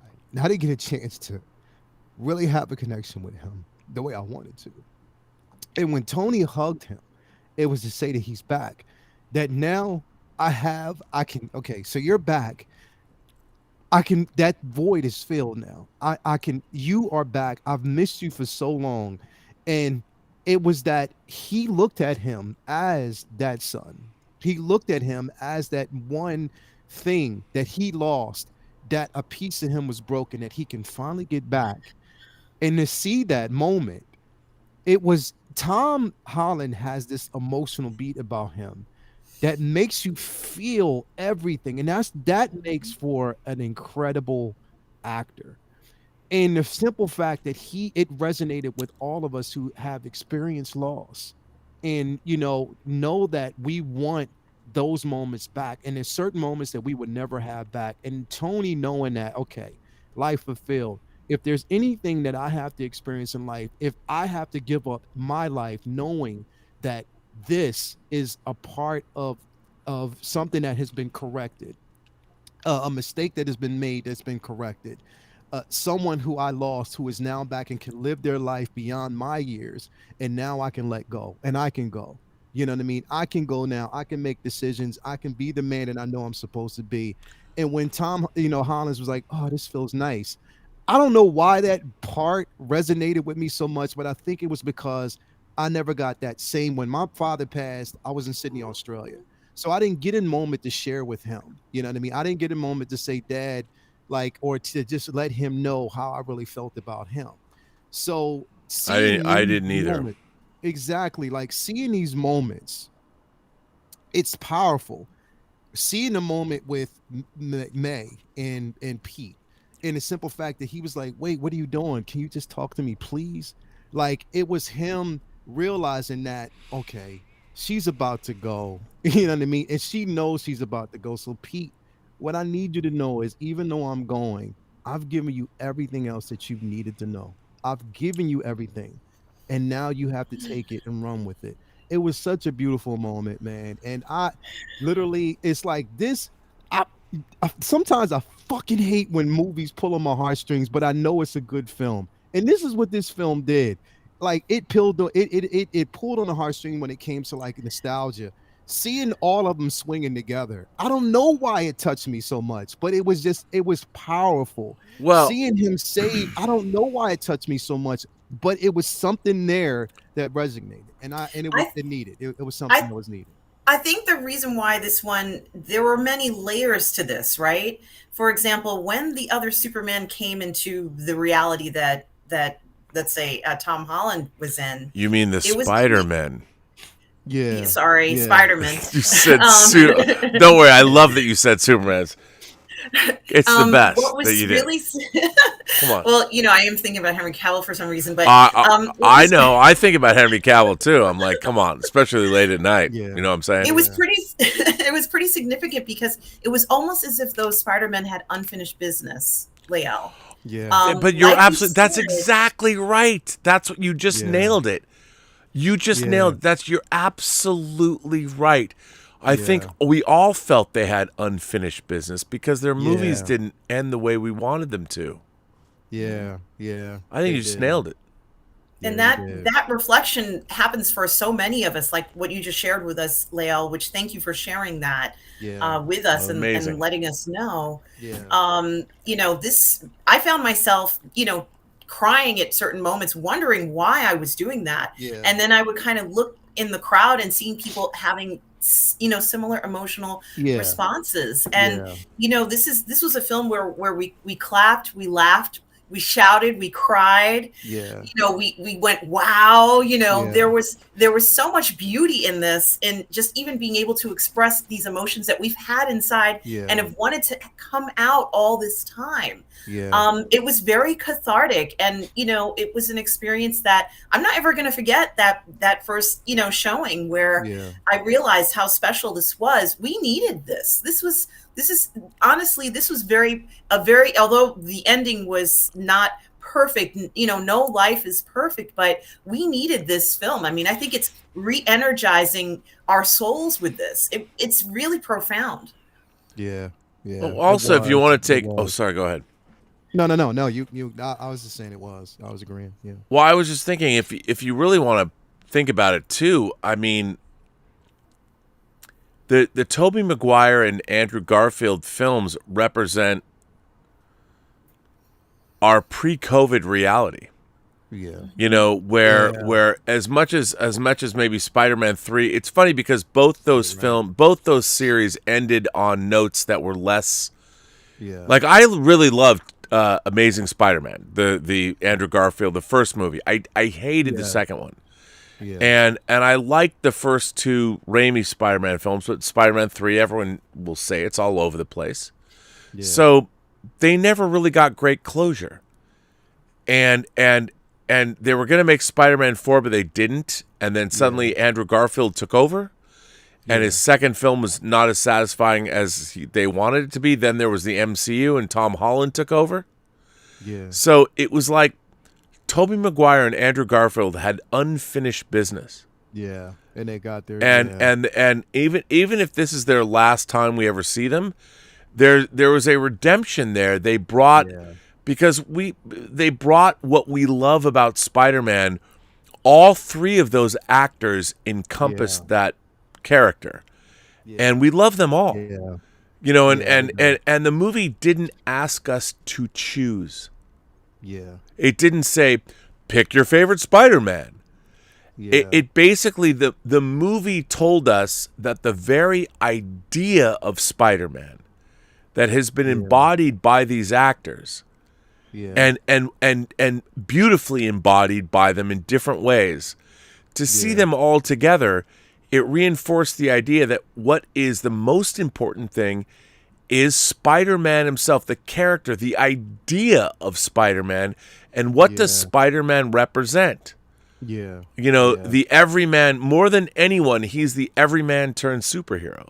Exactly, and he's experienced such a tragedy, a life that has been filled with nothing but tragedy, and has always had to find his way, like literally. And that whole time, it's just crazy because it was the whole time I was thinking, like, when you see him in the end and you hear the guy say, "Rent's due the first of the month, don't be late." I'm like, wait a minute, Pete.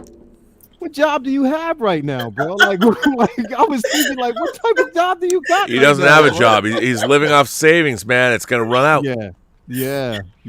Like, he inherited some money from Aunt May. Yeah, pretty much. So that's what I'm saying. Like, now we're seeing that transition, but it was so beautifully done. And to see that now, because even in that scene, even with him looking outside the window, him, when it pans up to him, you see a level of maturity in him at that particular point. Like, now I am who I am. And even when the scene when he's walking up to the two, because he knows that basically he told Strange, look, everyone has to forget about me. He goes down to both Tobey Maguire and Andrew Garfield, and he's standing there in front of them. He's so much he wants to say, and they stop him and say, "Kid, we get it. This is what we do." You know what I mean? That was beautiful, bro. Like, and I was like, that was amazing. And then seeing them all fade out when they were like that, it was so gratifying and emotional, because I know with them two, they've wanted a chance to close this character out, and to have it done in this film was remarkable, bro. And then the response that everybody's getting, it's just like, man, like, it's nothing like it. Can So, you so good. imagine? I mean, Andrew Garfield and Tobey Maguire as actors, that when you make these films, they're not easy to make. Yeah, It's long, it's grueling, it's boring, it's precise, it's and when you've done that, yeah, when you finish, I don't think we fans quite understand. If we don't like something and we're vociferous online or whatever, it is hurtful. yeah. You know, some people, imagine talking about a long time franchise property, and imagine if there's somebody that can't get over just how bad the modern iteration of it is. I can't even imagine what that would be like. Yeah.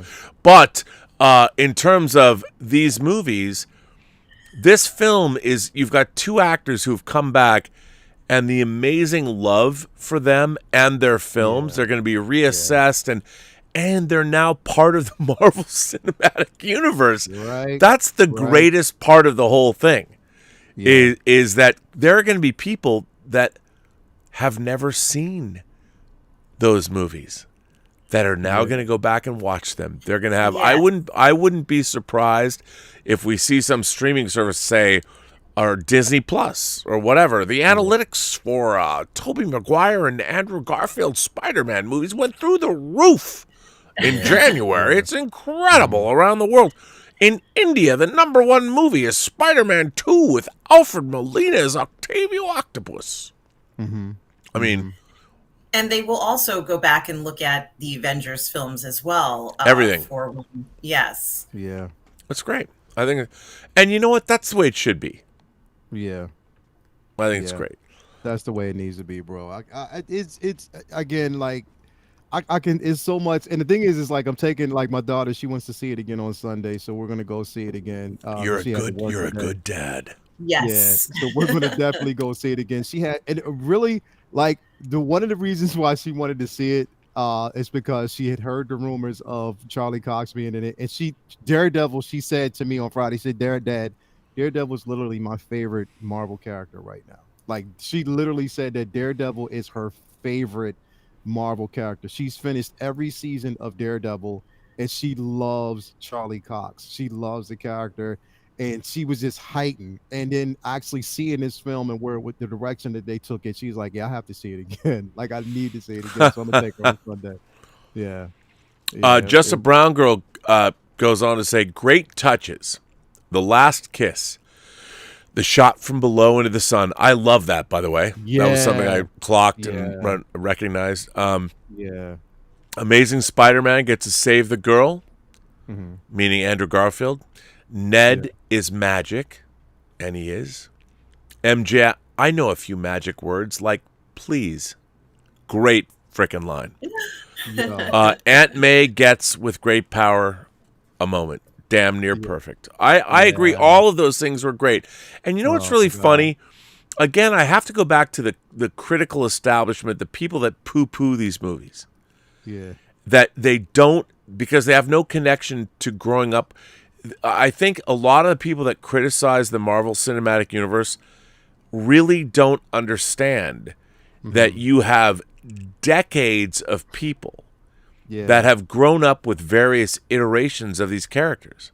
Yeah. And they don't get, like, Spider-Man in terms of not just the comics, but, you know, if you go back, when did Spider-Man, Spider-Can, which That music came out in the 60s. Yeah. You know, and then you had Spider-Man and his amazing friends with like Firestar and Iceman. I mean, the people don't understand why these films have the kind of power over people that they do. And it's because these characters have meant so much to us in various iterations throughout our entire lives. I mean, if you're 60 or younger, your experience with Spider-Man, I mean, the most recent will be the PlayStation game.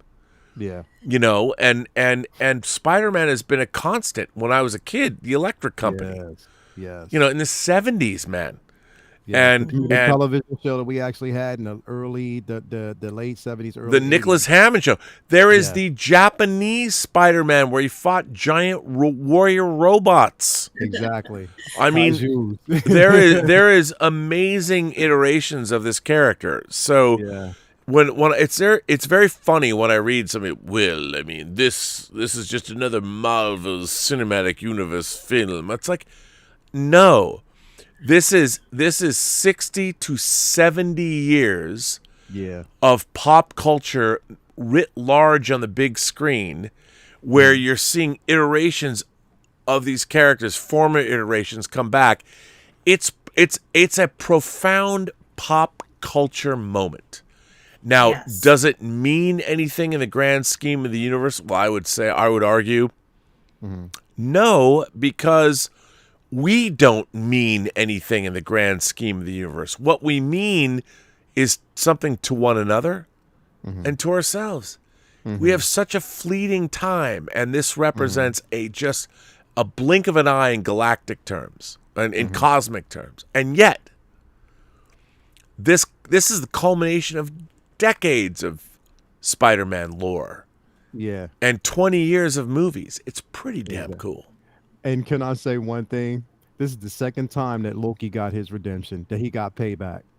And how I'm going to say that is, okay, so the first film we got was when, from Ragnarok, when the Hulk pounded on Thor, and, Loki was like, that he was happy about that. In this film, when Pete had Strange hovering over the Grand Canyon for an hour. Remember from Ragnarok when he had Loki falling for like 30 minutes. So I know Loki was probably like, "Yo, great on you, kid. Thanks.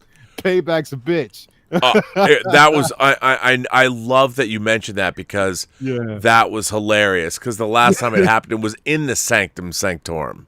Exactly. It's so good. So good. And we find out that Wong is the Sorcerer Supreme by default right now. I mean, I loved that because it reminded me that Doctor Strange blipped. Yep. He was gone for 5 years, and there was no so Wong had to take over. Yeah, by default. And I love that. I'd forgotten Strange was blipped, but certainly he was. Punch 44 sends in a tip and says, "What's more metal than talking about the joke, do webs come out of any other parts of your body?" Lol. Great show tonight. I love y'all. Well, Punch 44, I mean, I'm not going to lie. When that was brought up, I thought about the ramifications of what that would mean and how you could use that. And the answer is, every man can spin a web. That's how I interpreted it. Wow, yeah, we certainly can. And it's just going to get us into trouble. Unless you ask for permission. Yeah. Can I shoot my webs? Yes, you can. Oh, I know. Yeah, I knew you would say that. Yes, please. Wow, I'm gonna get demonetized again. It was very funny. Sorry. No, our last week's show, which was the 69th show, did in fact get demonetized, but I actually protested and they reinstated it. Oh, I was like, come on. I mean, just because it was the 69th show and we joked, it's still an erudite program. Yeah. And you know what? Shooting a web, for some Spider-Man is a biological function. We saw that. They proved it. He stated it. Yeah. So Well, it's just where you shoot the webs from and where they wind up. Pretty much. So, and I just want consent, you know. Not I that give I'm a you Spider-Man consent, but myself. if shooting a web is a male function, I'm fine with it. Go ahead, do it. You guys are great. Love you all. It just depends where, you know. We want to make sure we hit the bullseye. Yes. That's all I'm saying. They made a point of saying that it was a biological function for one of the Spider-Men, and that's something to think about. I mean, I think it's amazing. I think it's wonderful. It's cool. It's so cool. I think it's cool. Well, I have to say, in all honesty, I really did enjoy the fact that we talked about this earlier, that in the Raimi films that they established that when you're bitten by a spider, Spider-Man is a mutant. Yeah. Like we were saying, he's a mutant straight up. Who's constantly evolving as well. Yes. And I thought I love the idea that his web shooters were organic. That made sense to me because everything else about Spider-Man, all of his powers are organic to spiders. Yeah. And so changing the lore and making him shoot have organic web shooters that made sense to me. Yeah. And yet it was so much fun that Andrew Garfield and Tom Holland make their webs, because that also says a lot about their scientific ability. And when in Civil War, when Tony Stark meets Spider-Man and goes to his bedroom, there's that great scene where he's completely enamored of the webs that Spider-Man has made. And he's like, wow, the strength of these is amazing. You stopped this. It was going at 50 miles an hour. I mean, this is amazing. And I like that because that's really the only time where we saw the MCU version of Peter Parker create something amazing. Yeah. Because there's not a lot of... And we did see him make his suit in Far From Home, but that was because he was using Stark tech. He wasn't using his own. He used his knowledge, but using other people's tech. And so and that's why to finally see that classic suit and to see him putting his own skills to the test. You know what I mean? It was so gratifying for me, man. Like just to kind of finally see that, he's coming to his own. We get that, that vibrant blue and red costume, and I love how they had it basically like you see it. In the snow, like during the wintertime, you see him basically just flying through the air, and it was phenomenal. Like I love that scene because it was like hearkening back to not only just the books, but also even hearkening back to even Sam Raimi's universe, like paying homage to, Tobey Maguire's Spider-Man, you know what I mean, when the suit was based. And I love that. I love how this film really paid homage to each individual film the right way, and they did it justice. It was incredible. Speaking of that, Bert sends in a super chat. This is really interesting.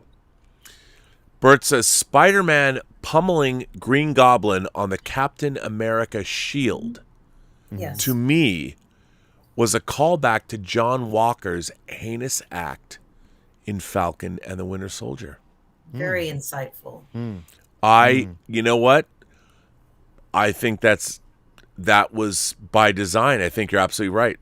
And so the question presents itself: should someone have intervened so that he wouldn't use that shield to kill someone? Should someone have intervened the way someone intervened for Spider-Man?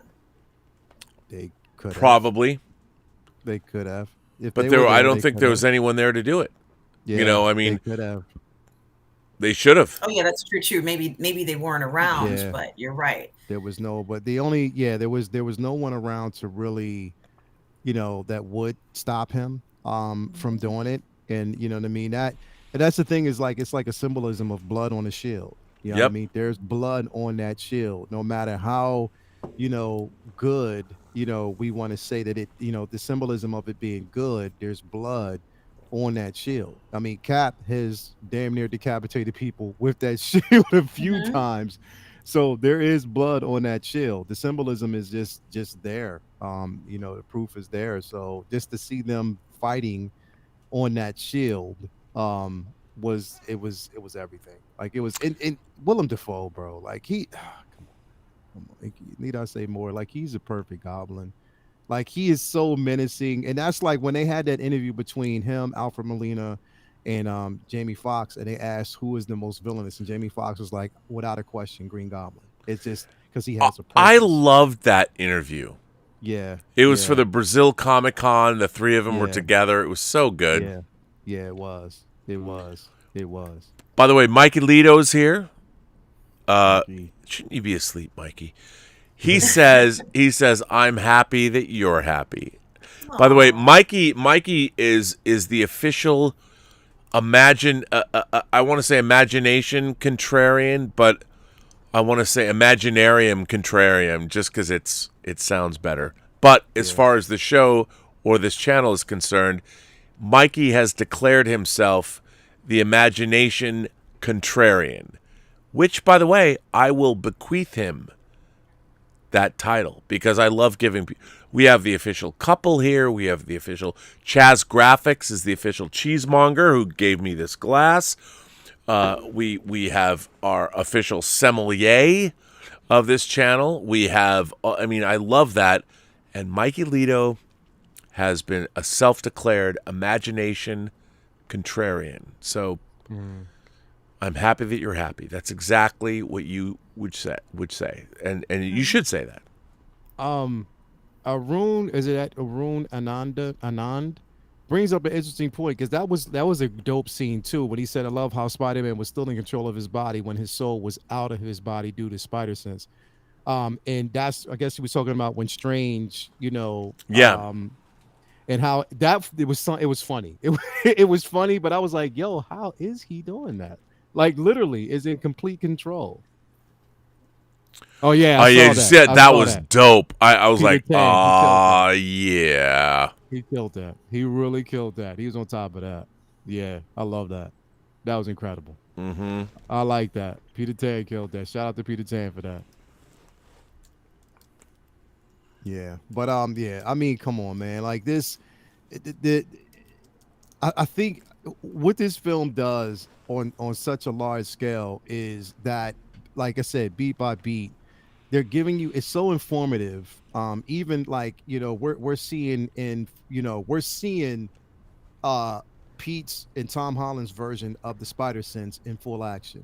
How basically it's almost like everything else around him freezes in time, whereas he knows that there's something going on and he can almost sense it before it happens. It's like a sense beyond sense. Like, and I love how they did that in this film. How he was able to discover that,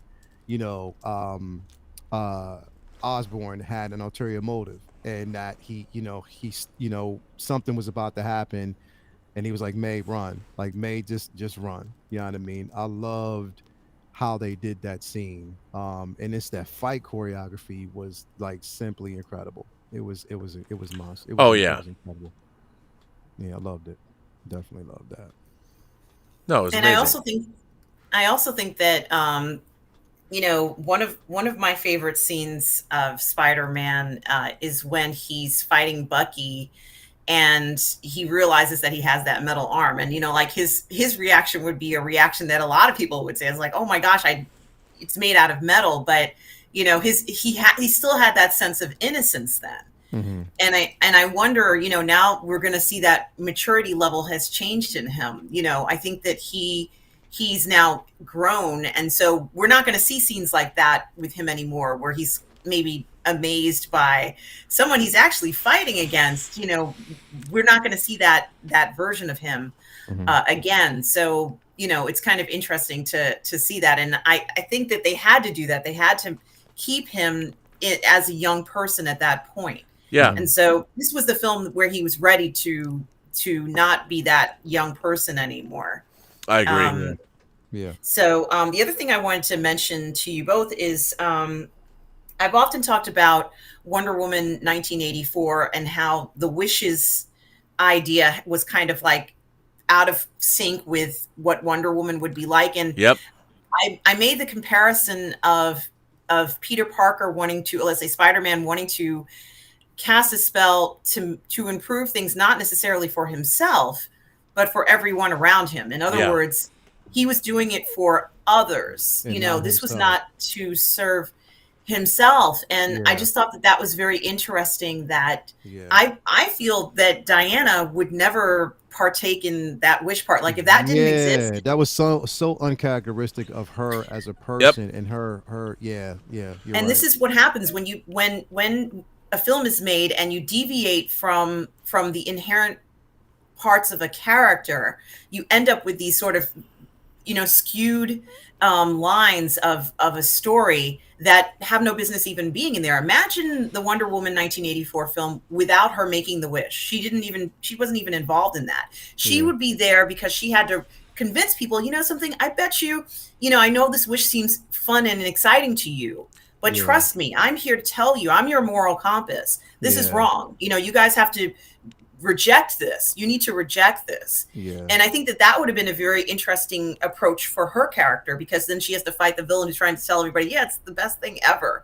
But, you know, she's saying, no, this isn't right. And I can't allow you to hijack the world, so to speak. But I thought about that because of how selfless Spider-Man was in that wish. Because if you, not a wish, but in the spell, you could make a spell for anything. Like his primary concern was others, not himself. And that's also something very inherent, you know, about him. I also think, too, that, like, despite the fact that Wonder Woman is the daughter of Zeus or whatever, the idea of wishes doesn't belong. Like, you make a movie where she's running across no man's land in trench warfare in Europe in, you know, 1917, 18, the wishes were so diametrically opposed to what the Wonder Woman character was. When I was watching this, I'm like, why am I watching this? I mean, this is so not, you don't understand what this character is all about. And while that might have worked as an episode of a TV show, to make that your second feature film, like literally none of it made sense. If people could have their wishes fulfilled, the earth would turn into a charnel house. Half the population would be wished dead by the other half. Yes. Exactly. In America, half the United States would be gone in about 10 minutes when people figured out they could wish the partisan politics. Fuck those people. I'm wishing them dead. And they would be. And the world would literally blow up within moments when everyone figured out they could make wishes that were coming true. We can be depleted of our resources, everything. I hated that movie so much. I'm like, this is so terrible. By the way, Julius Goodwin, who's the official sommelier of the Burnettwork, he sent me this wine. It's quite good, Julius, so thank you. I appreciate that. But I think it's interesting to look at that. And, you know, as far as I'm concerned, as a fan, I want to see an authentic version of Spider-Man. And I think that this is what we got.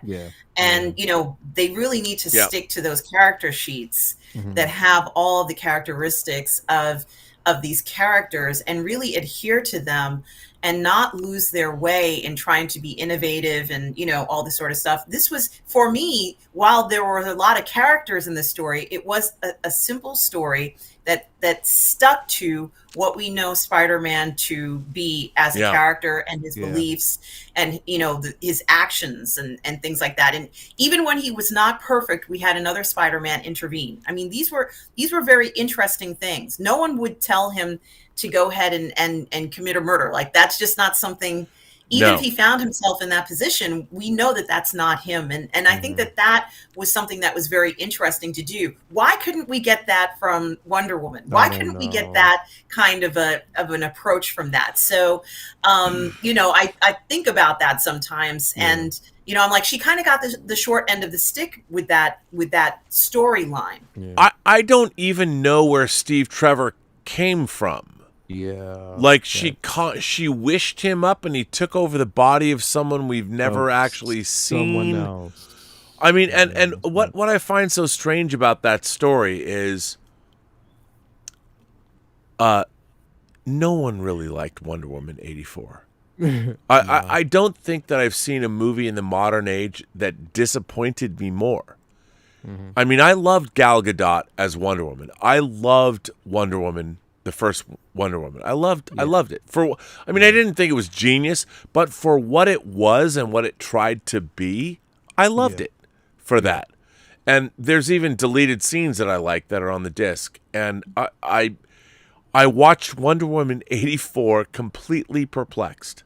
Yeah. I'm like, Maxwell Lord, who I loved in Justice League International, you're going to turn him into this character? Like, it was so all over the place. And I did not like how he played that character. Oh, no, I hated it. I hated it. And it was so, it made me realize I don't think anything over across the street. I mean, Disney's 2 blocks away from Warner Brothers.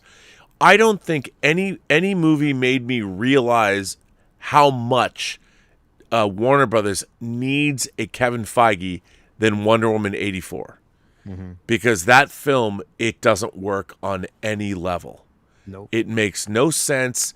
It's like 10 different ideas. And I know Patty Jenkins had a lot to do with it. And I don't want to besmirch her because I'm a fan of hers, but my God, that film is god awful. It is almost Supergirl level of bad without the charm. I mean, I hate to say it. I wanted to love the film, but it's like wishes.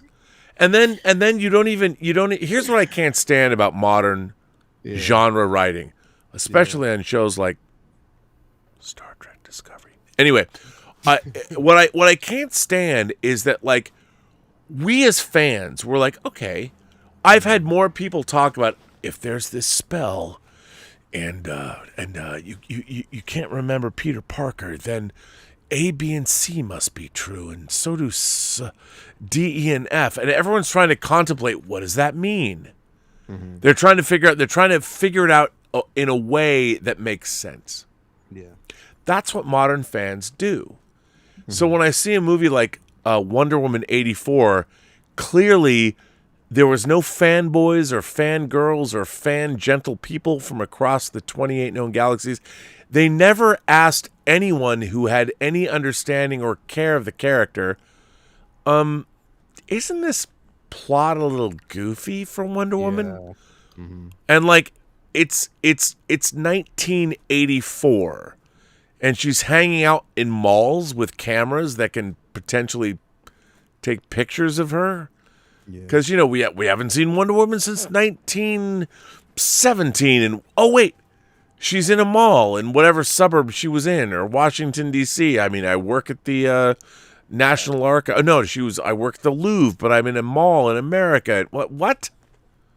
Yeah. None of it made sense. I mean, it didn't make sense to me that in order for someone to, in order for me to say that I want to be like Diana, I want to be as strong as Diana, then that means I'm literally taking Diana's power.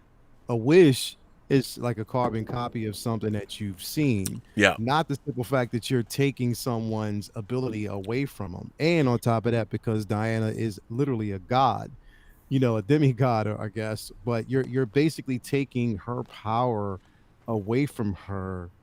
That didn't make sense to me, because her power is who she is. That's her ability. Like, if anything, it would make more sense if you say, I wish Diana to be immortal. Then I can understand it. But to say that I just want to become as strong as her or be like her, and you're taking her power away from her. And anyone who knows the story of Cheetah, you know what I mean? That character, how she became who she is. It had nothing to do with this movie. No, and that was another thing. It was so weird. It's like, well, we need a villain. Yeah. So we have to put it in there so they can fight. It was bizarre. I mean, it was, to me, Wonder Woman 84 is everything that can go wrong with a superhero adaptation did go wrong. And I don't know, maybe that's why the Rogue Squadron film was canceled or whatever. I mean, I don't know. But to me, it was an example of everything Hollywood does wrong. And it got made. And I think it crippled a franchise. Yeah. I know people are, well, it was during COVID. I'm like, it doesn't matter. It's still COVID. And look at Spider-Man made $50 million yesterday, $100 million today, because people love the movie. Mm-hmm. No one loved Wonder Woman, and they are 84, and they wanted to. I was disappointed in the way they use music. I'm like, my God, you have a real opportunity here to make a movie about a woman out of time, not in the Victorian era, not in like ancient Rome, but in the 80s. I mean, that was comedy gold to be mined, and it was barely a factor in the film. Yeah. I mean, it was all over the place. It was so sloppy. You know what? There was one of those films. You know how we are. We put on films, that we love to have background, background noise, like if we're working, whatever. I would never do it with that film ever. Well, there's because there's nothing in it there's not one. I watched the film. There's not one clever moment in it. Yeah. And I couldn't believe it. I was like, how do you go from Wonder Woman to Wonder Woman 84? That's like going from Highlander to Highlander 2. Which might be one of the worst sequels. And I love Russell Mulcahy, who directed both movies, but Highlander 2 is such a bastardization of Highlander 1, and you wonder, who did this? Yeah. Like, how did this even happen? Who even greenlit this? Like, why did you, as a company, who greenlit this? Studio executives don't know. They're like, oh, is Sean Connery coming back? Well, okay. Is Christopher Lambert coming back? Yeah. Is Russell Mulcahy going to direct? Yeah. Oh, here's your money. Here's $25-30 million. Come on. Dr. Essex says, I'd have welcomed a Hercules story with Wonder Woman, even with Kevin Sorbo. That would have been more interesting than Wonder Woman 84. I'd be down for that. I mean, I'm down. Yeah. Well, listen, kids. Because I have to get up early. Yes. I would love to make this a nice 2-hour and 45-minute version of this show. Yes. Okay. So I want to ask you. We can go to 3 hours. I don't care. But I want to ask you both. Yes. How do you feel? The Marvel Cinematic Universe has dominated franchise filmmaking. They've moved into TV. We are now going into 2022, which makes it the 14th year. Yes. Do we call that MCU AD? Because the MCU after, not death, but after dominance or whatever. I don't know. We'll have to come up with it. We live in the MCU era. AT, after Thanos. Oh, there you go. Okay. Yeah, I love that. Okay, we're now in the AT era after Thanos. Now, let me ask you both. I'll start with you. Do you think Marvel movies are still relevant in the wake of Spider-Man No Way Home? Do they have things that can, things to teach us, things to give us joy? Are they still relevant, or are we grasping at past glories? They are still relevant, and as you can see, their relevance is that the characters have to grow. We can't have stagnation. Yeah. We need to see these characters develop, grow, have things that are important to them. And, they also have to keep these characters authentic to, their character sheet. What we're expecting from Spider-Man should be Spider-Man. We should be able to recognize Spider-Man, not just from his suit, but also not just from his pastor, his Christian pastor, youth pastor suit, not just from the youth pastor suit, but also from his actions, right? Yeah. And he doesn't even have to say a word. Spider-Man doesn't have to verbally say anything. Yeah. His actions will demonstrate that this is Spider-Man. Yeah. And so, I also think that something that's very interesting about this character, and perhaps maybe all the other superheroes, Spider-Man has a positive effect on those around him. Yeah. And we started to see that as he was interacting with the villains. And the villains were maybe just so surprised that he was even speaking to them. But, you know, I think that it shows hope, and we get a tremendous amount of joy and hope in these films. When we don't get that, when we don't see what we're expecting from an individual, when we don't get those hopeful moments, and also when we don't get romance, there's a little bit of romance in this one. You know, I always like to see. I always like to see a little bit more, but I have to admit, I love seeing Zendaya like wrap her legs around, you know, the guys a few times, you know, in different moments of the film. I wish I knew someone like Zendaya when I was in high school.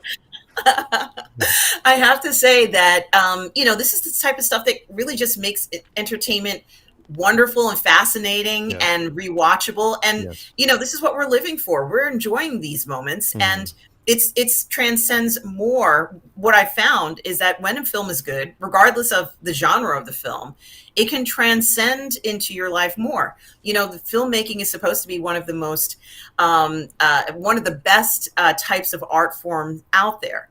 And, you know, we're seeing filmmaking at its best, let's say in No Way Home. But, you know, we also need to be able to make connections in this film, and it has to make sense to us. And you can't just throw anything at us. Wonder Woman 1984 sounds great. It sounds great. It's got everything in it that should be in it.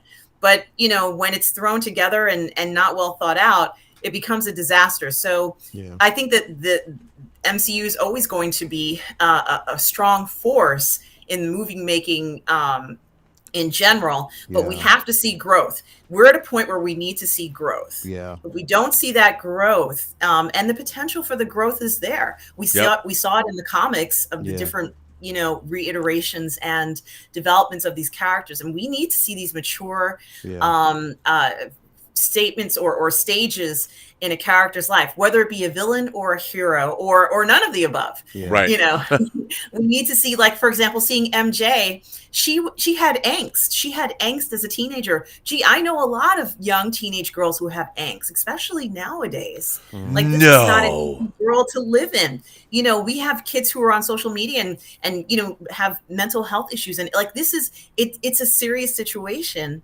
But we have to be realistic about it. If she was all hearts and flowers, it would have been the most ridiculous thing ever, right? What point would it have been to have? We've already seen a love interest for some Spider-Man that was hearts and flowers and kind of like really sweet. I would love to believe that Zendaya is actually the character she plays in Euphoria is the same character she plays in the Marvel Cinematic Universe. And for those who have seen Euphoria, you'll know what I'm saying. Yes. And that would be a little wacky, but wacky is fine, but I think we needed to have perhaps maybe a more realistic character. Life isn't all hearts and flowers. High school is hard. High school is hard. You know, not everybody goes to a high school or everybody's nice and friendly. Like, let's just be realistic about how life is. And then when you see how she's grown from those first films to now, she's a beautiful young woman now who's, you know, ready to go out into the world. And, you know, we all want, you know, them to get back together again. And maybe they will. I mean, she said her finger doesn't hurt anymore, or whatever the Band-Aid was. But you know what might be hurting? In here, her heart. and Because, she doesn't even like know I said, why. I don't think that love goes away. Because it's just a spell. It's not, the reality is a magic spell can't cure biology entirely. So she might feel a yearning that she doesn't understand, which I think is another great staple of science fiction, fantasy, and horror. Characters that feel these things inside of them, whether it's forgotten memories or things they've been reprogrammed to forget or whatever. And I love that. I love stories like that. And they already set up the fact that Peter will meet MJ again. The beauty, Yes, and perhaps this was the penultimate, right? But there's still room to grow. We all grow anyway, even after, you know, such a climax as this one was, you know, emotional climax for all of us. You know, we needed this now. We needed to have this emotion coming out of all of us. It's here. Like, our hearts are still here. And I think that, you know, they want to play on my heartstrings. You go right ahead. You give me a great story. I'll follow you guys all the way to the box office, to the to home video, to, you know, figures, to, you know, Comic-Con. You know, we're going to follow you. They know that we'll be faithful to that. Yeah, and I definitely. think that that's really important too. Yeah, I definitely. agree. I mean, it's funny. I don't know why I've just kept this figure I close was to me. hoping you were going to break either that one out or the 1/4 scale one. Oh, I've got it here. I love this figure, but I have the box. I'm going to pack him away because we have to move. Yeah. But I do. This is a great action figure. The Yeah, it likeness is great. The Tony Stark glasses are great. I mean, I only started to pose him. I never really finished, but he is right here, and I do love him. Yeah. And I love. I mean, this. You look at this. This is a great goddamn action figure. Yeah. I mean, this is. It's clean. It's simple. Hot Toys does a wonderful job. He looks beautiful there. He really does. God damn, I love this. I hate that I've got the box here, and I don't want to He's pack so him up. beautiful. I don't want to do it. I think all the Spider-Men are beautiful, so that's just me. But All the figures are great. I mean, and despite what Justin says, I have my Spider-Man 3. The Spider-Man 3 figure, I think that was the first Tobey Maguire Hot Toys figure. I think so. I think it was. And I do have the Andrew Garfield Spider-Man 2, which I also like as well. And I'm packing everything up to move it. Then I'll open it up. Lael already knows this, and you know this, Robert. If they offer a 3-pack, if they do that, I'm getting that. If they did, I don't know how it's going to work out. I mean, I think they're gonna. it. I think they will reissue the figures because they weren't just. They certainly weren't the black and gold suit that they made figures for. I mean, I think they're going to reissue. They'll retool and reissue all of those figures because those spider suits are great. I love Tobey Maguire's suit. I've always loved it. It's great. Yeah, definitely. So Yeah, I think what the beauty of it is, to touch on that whole MJ situation is that she's, there's an empty void right now in her that she doesn't know, she doesn't realize is there. That she realizes is there, that she doesn't know why it's there. But the potential that void could be filled by somebody who she doesn't know she's known before is incredible.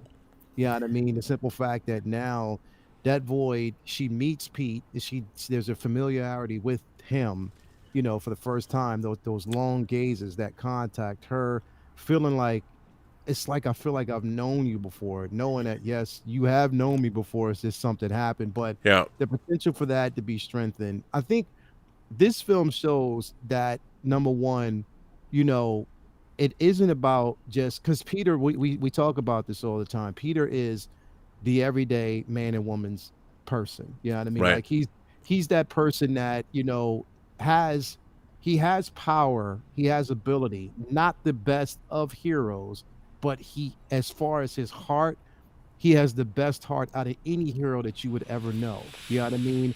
And to see where that actually goes, and that he doesn't rely on fancy gadgets, finances, science. Well, again, he is a scientist. People have to understand that he is intelligent, but he's relying on sheer will and heart and his belief in humanity and that they need to be saved no matter what.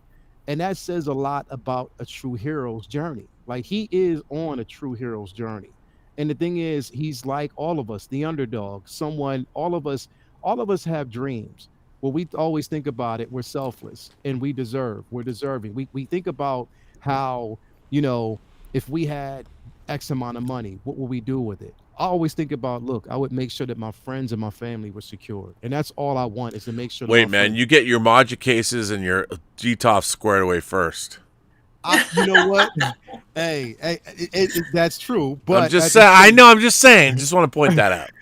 But it's I always think about basically just making sure that my family, my friends, everyone is secure. It's true. And I always think about that. Like, Rob, it's crazy because I think about it, I'm like, you know what? If I had money, like, what would I do? Like, how can I bring? And I always think about how I can always bring all of us together. Like, how would I bring all of us together? What can I do to form a company that all of us are working comfortably under it and just living out our dreams? But that's the selfless part of me, because I'm not thinking about me, just myself. I'm thinking about what I want to do for the world and how I want to heal the world. And that's something that Peter embodies every day of his Yeah. life Yeah. and the sacrifices that he's going to have to make for the rest of his life. I mean, Well, it's he also doesn't have money.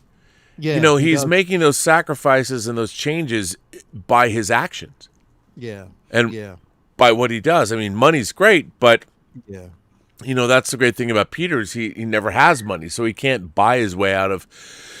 And he lives in a world whether he's fighting the Kingpin, Yeah. whether he's friends with Tony Stark, he's living in a world where he's the ultimate hero of the downtrodden, the underclassed. The people that he just happened to get bitten by a spider at a science exhibit, and now he's going to protect everyone, and yet yeah, he's fighting against forces he cannot win against. yeah. Because And at I the end of wanna the day, no one will stand on ceremony. They're like, well, should we believe in the kid's ideology or whether or not someone will give us $500 million? The money will always win. Yeah. And I want to add something to what Lael has said about his heart. This man is romantic. Yeah.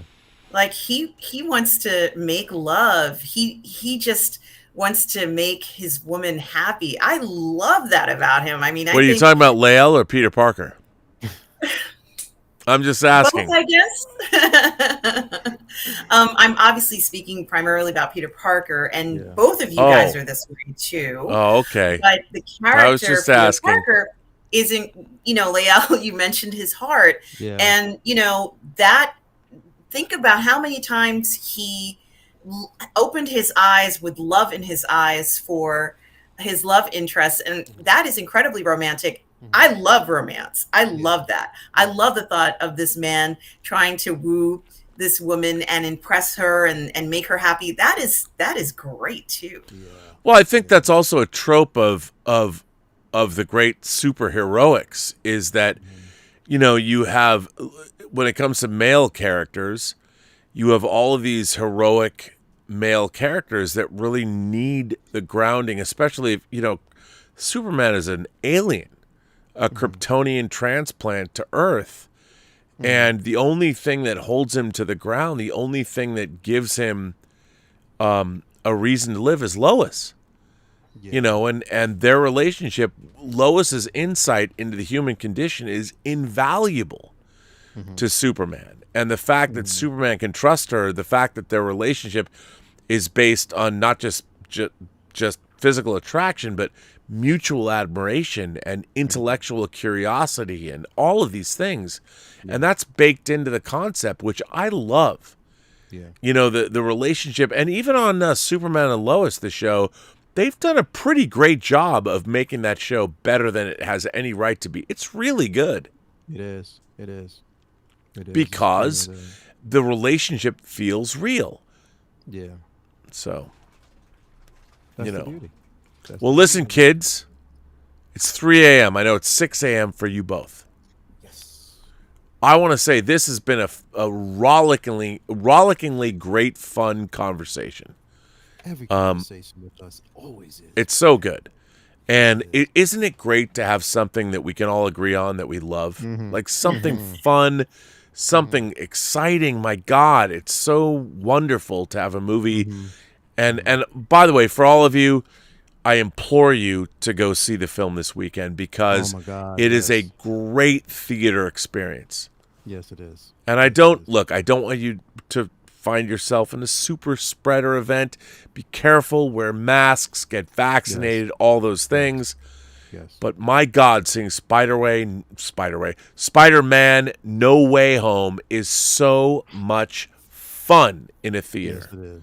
Yes, it is. I mean, my God, it's just the camaraderie, the whole audience. You feel like you're part of the same club. It's so good.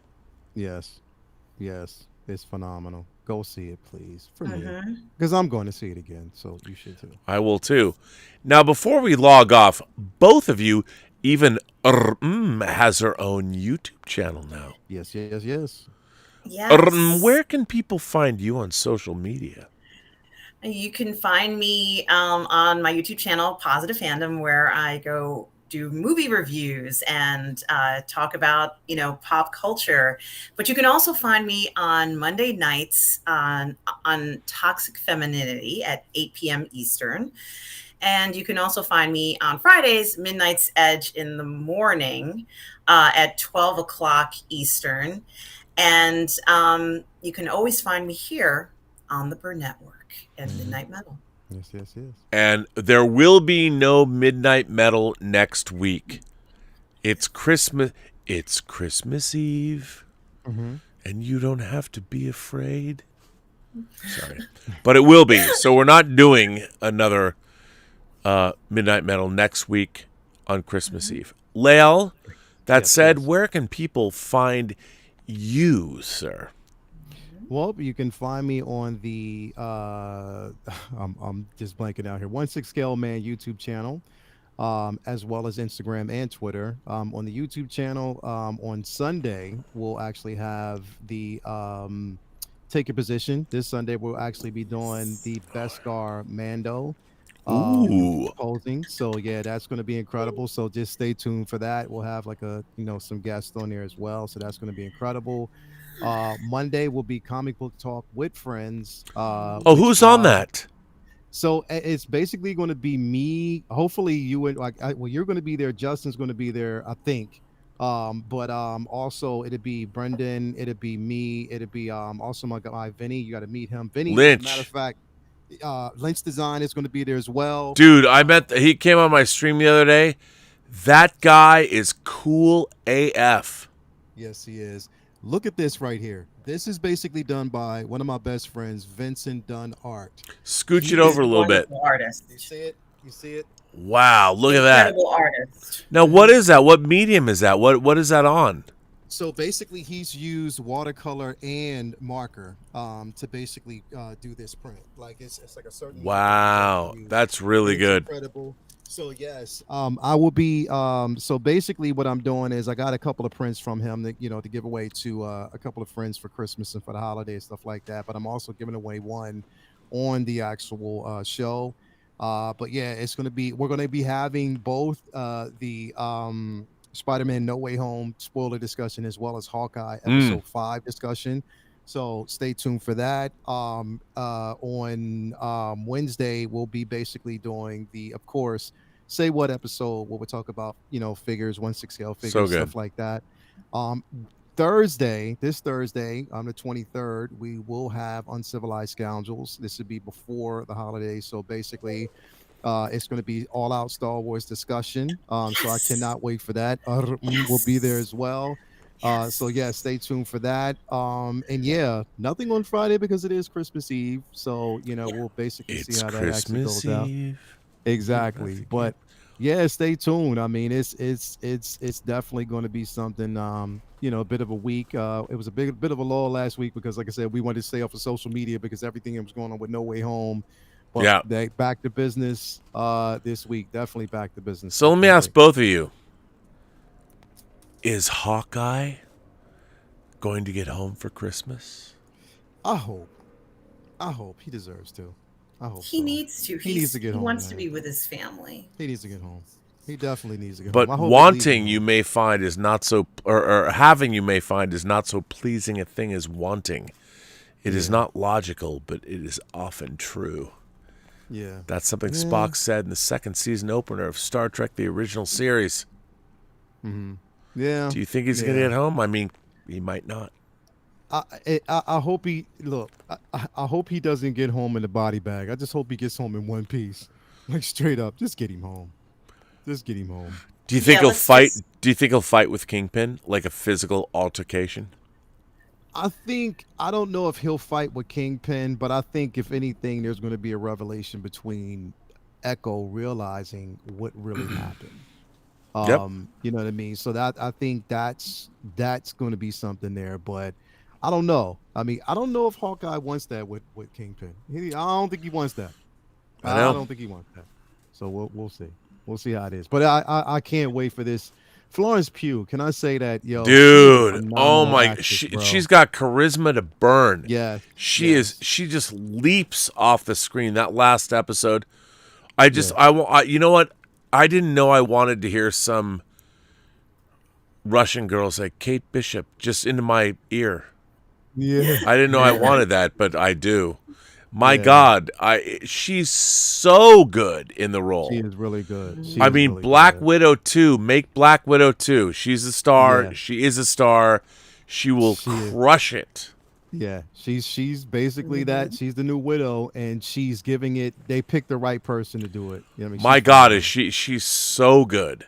Yeah, yeah. So I cannot wait for that, man. So yeah, Wednesday is yeah. I can't wait. I cannot wait.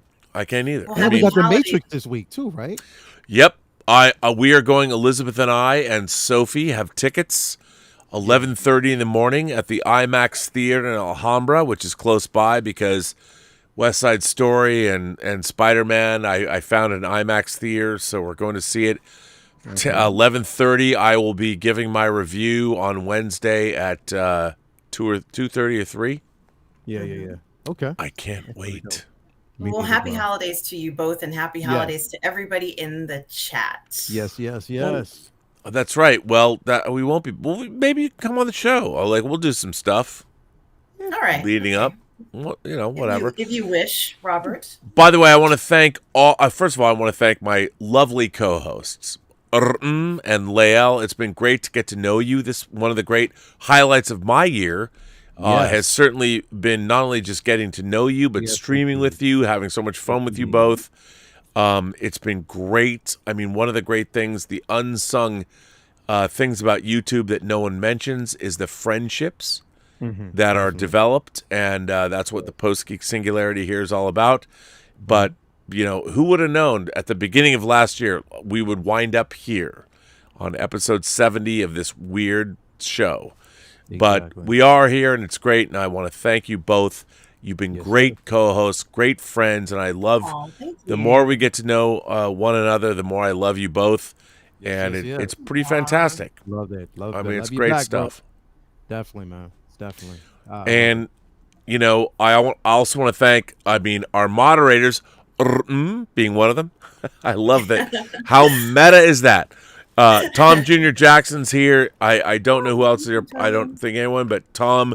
By the way, Tom Jr. Jackson, another shout out to this quick little video he made, or the quick little graphic. I want to thank you, Tom, for that. Very cool. You gave us all credit. Thank you so much. And I want to thank everybody who supports this channel generously through tips, super chats, and also memberships. Tomorrow, or today, at 11 o'clock Pacific time, we have one of our member chats, which are great. People come in on Zoom, and we just talk for hours and get to know each other. It's been fun because now I know about people's lives, and I love hearing where it's going and what's happening, what's with you, and it's a lot of fun. So thank you all for that. And let's see, what else? Midnight Metal, we had a new Iron Maiden album come out this year. We had lots of stuff come out this year. I've got A my lot boot. of stuff. I've got I've got this. I would never have known Silk Sonic Yes. existed. yes, yes. This CD is so dope. I love this so much. I'm telling you, bro. It's Bruno Mars and Bootsy Collins. Yes. Oh my God! Narrating that, bro. I mean, I'm telling you. Anderson Anderson Paak, Paak, and Bruno Mars.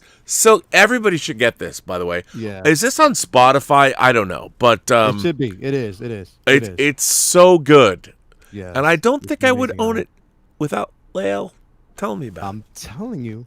I'm telling you. it. It's the truth. It was a good choice. Yes, Good yes, bro. choice. So Yes, yes, thank you bro. for that.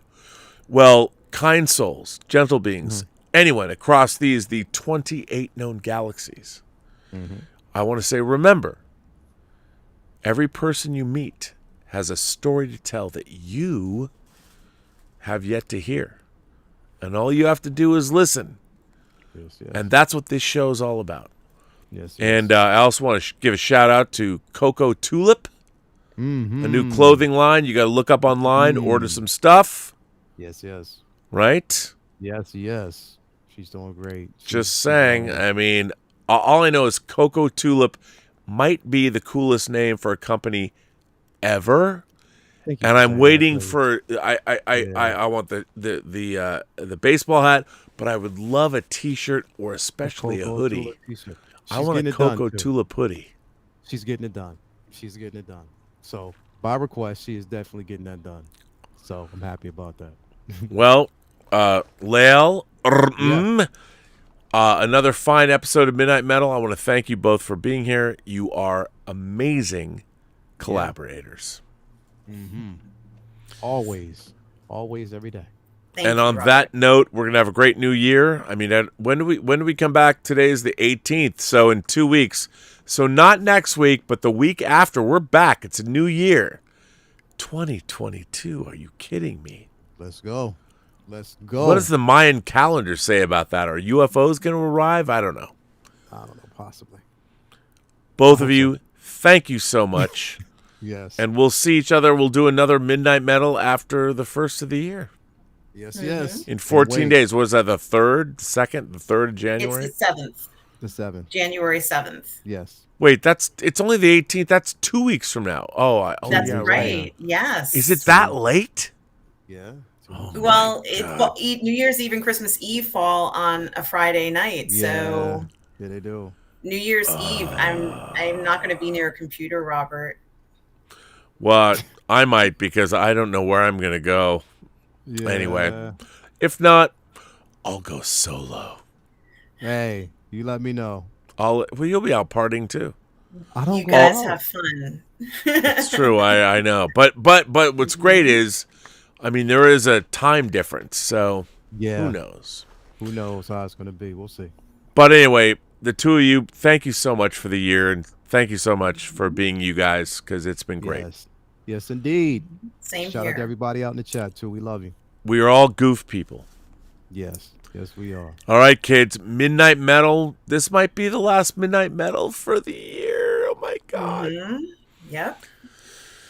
Well, thank you all for being here. And as always, I will say, have a better day or night, depending on where you're at on the planet Earth right now.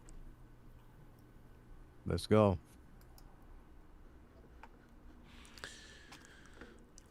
I just got all verklempt and sad.